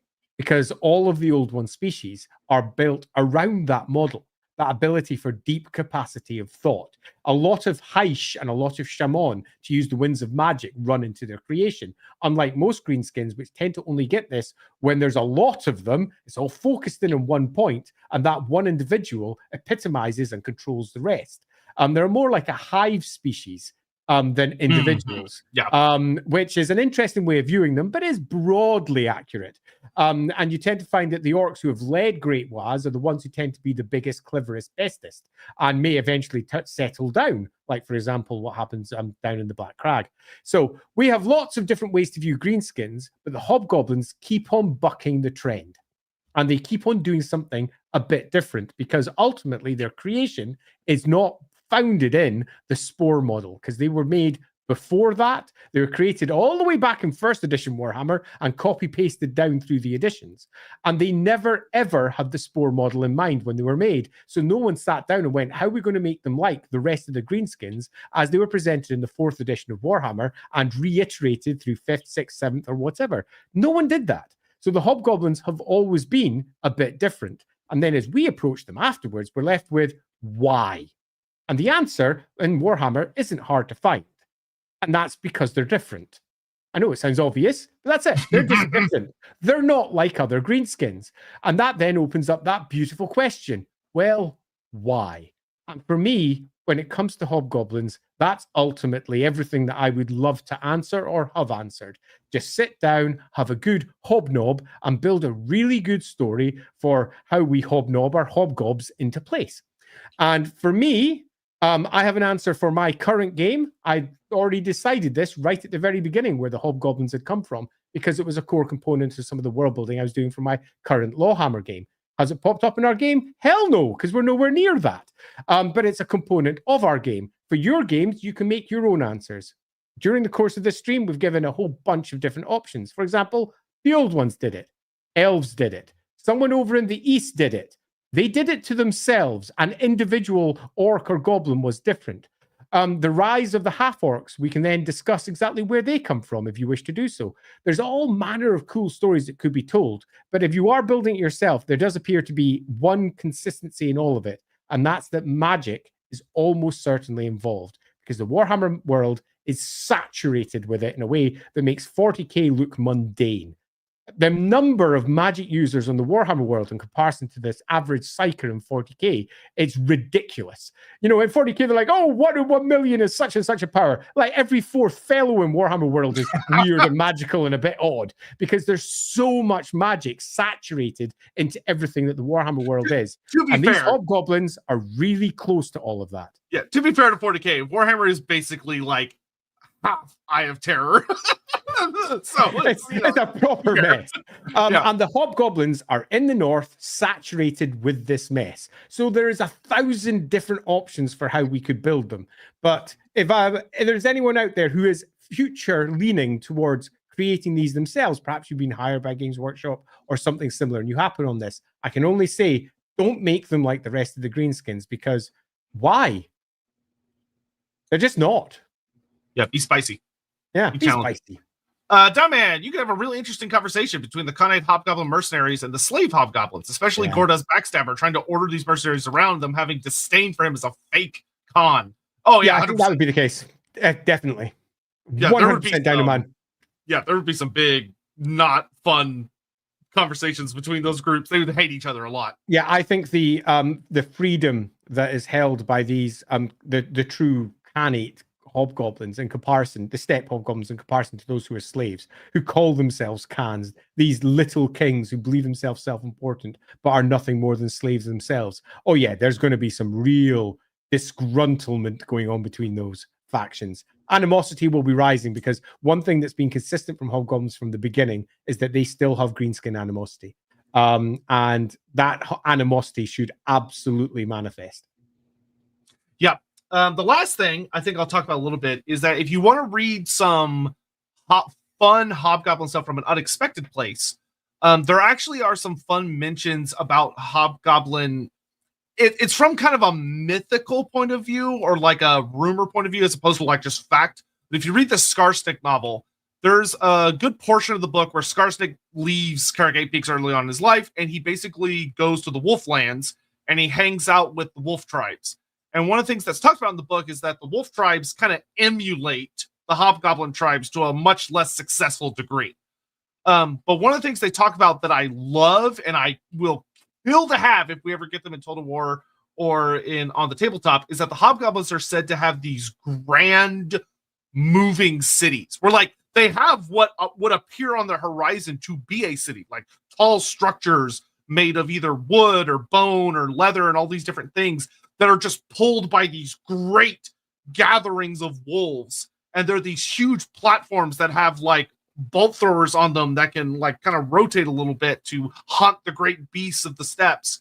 And that their entire, it's like, it's a full, like we're talking thousands of hobgoblins, like having a quote unquote livable city, but it's on the move constantly, which would make for such a kick-ass like monster model. It's like, oh, the Empire's got their steam tanks, the dwarfs got their fucking thunder barges, the hobgoblins got their movable city bolt thrower platform with like archer towers.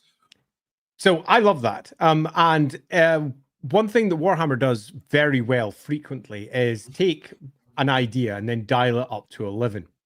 Spinal tapping their way to something that is actually ridiculous, but is so super cool. To go back to that controversial world design comment I mentioned about halfway through this stream, sometimes you don't care about what works and you care about what's cool. And that is that is 100% a core component of Warhammer world building. The roleplay writers have to then come in afterwards and go, how can I make this cool thing work? But when you're building the first concepts, often what's real is out the window and what's fucking awesome comes in. And some Mortal Engine craziness, divine hobgoblin nonsense getting pooped around from one place to the next. Hobgoblin shamans having the ability to make their the things pulling it or some equivalent do it so much faster so that their cities can just disappear as if they were never there in the first place, like a mirage that was sitting on the horizon of the steppe. That's lovely. Okay, the idea that they've got all manner of spells to cover their movements so that they can come in swiftly as all the wolf riders come flying out from the side of their great pens that are literally on the move themselves. There's all manner of cool shit, the equivalent of a land-bound Black Ark of Nagaroth. With hobgoblins coming spilling out of it. It's horrific, it's awful, and it's also super cool. And something that the Skaven would have infiltrated in a different way as they take up parts within this great moving city. I love that also.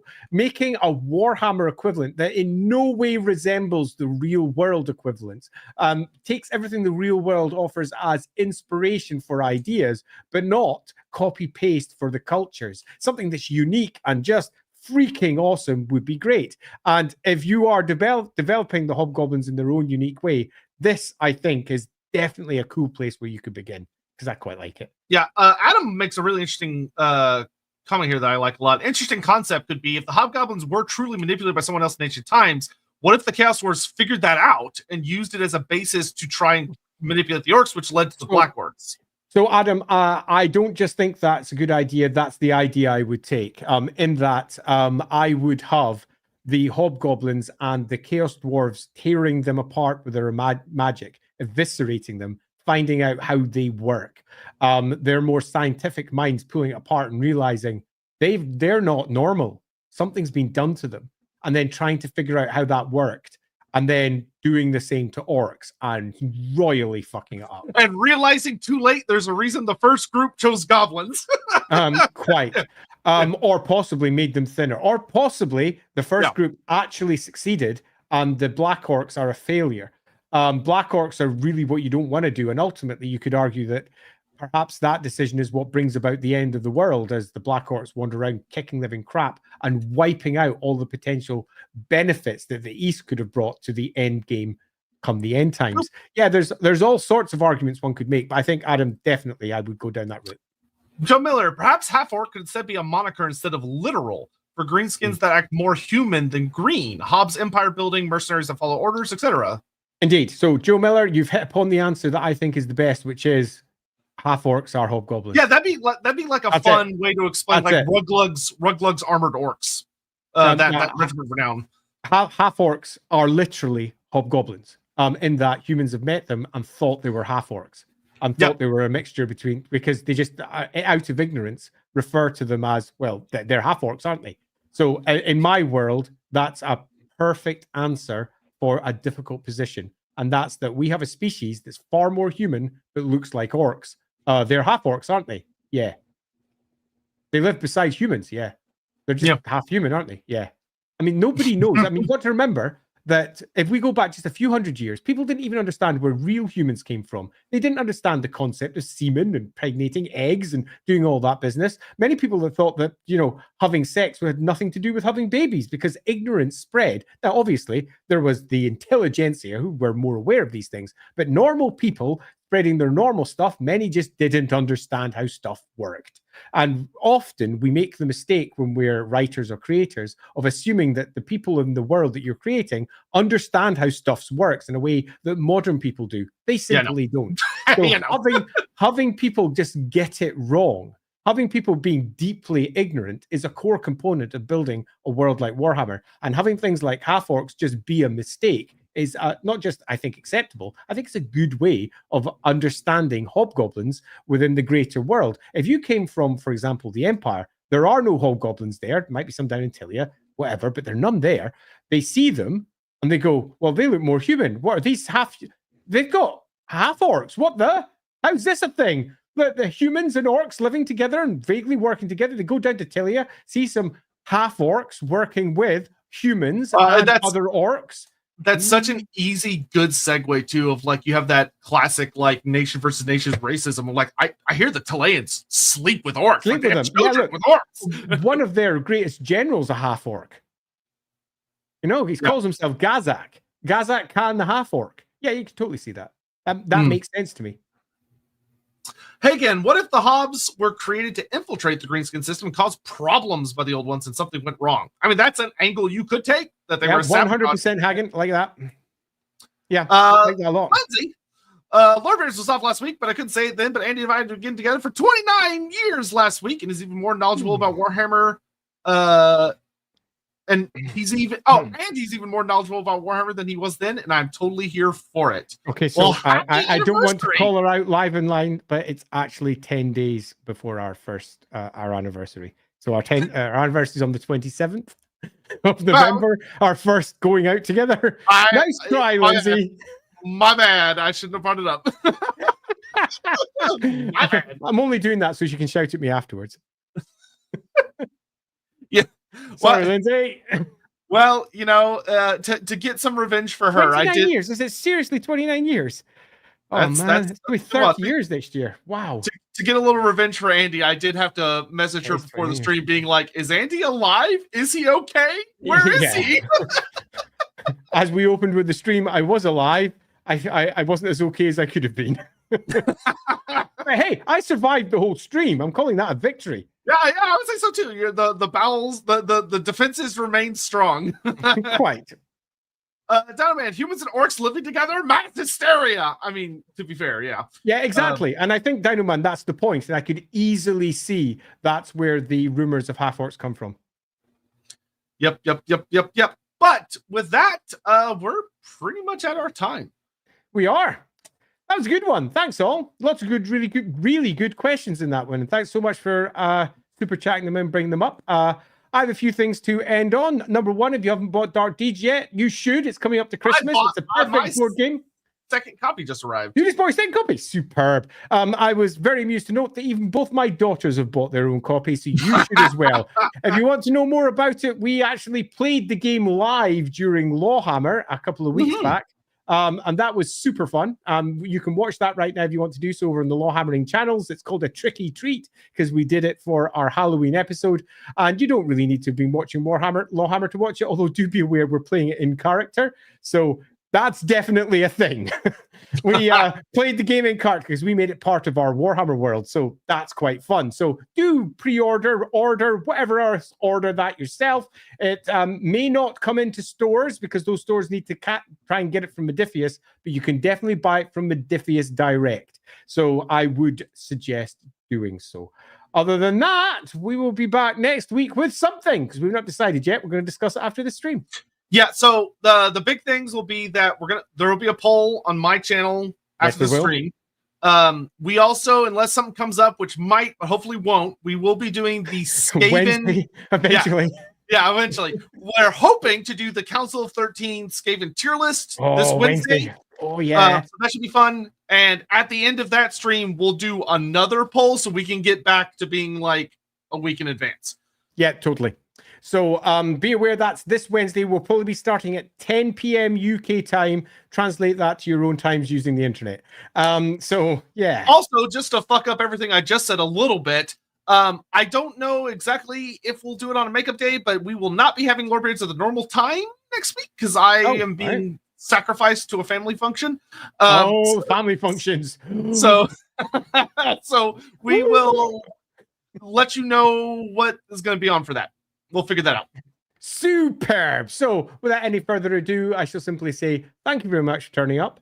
I hope you enjoyed what we discussed about Hobgoblins and didn't find our discussion too controversial, where we suggested that Hobgoblins are not like normal greenskins at all, and in fact may have been created by an external party like the old ones, elves, dragons, or possibly an unknown entity in the East.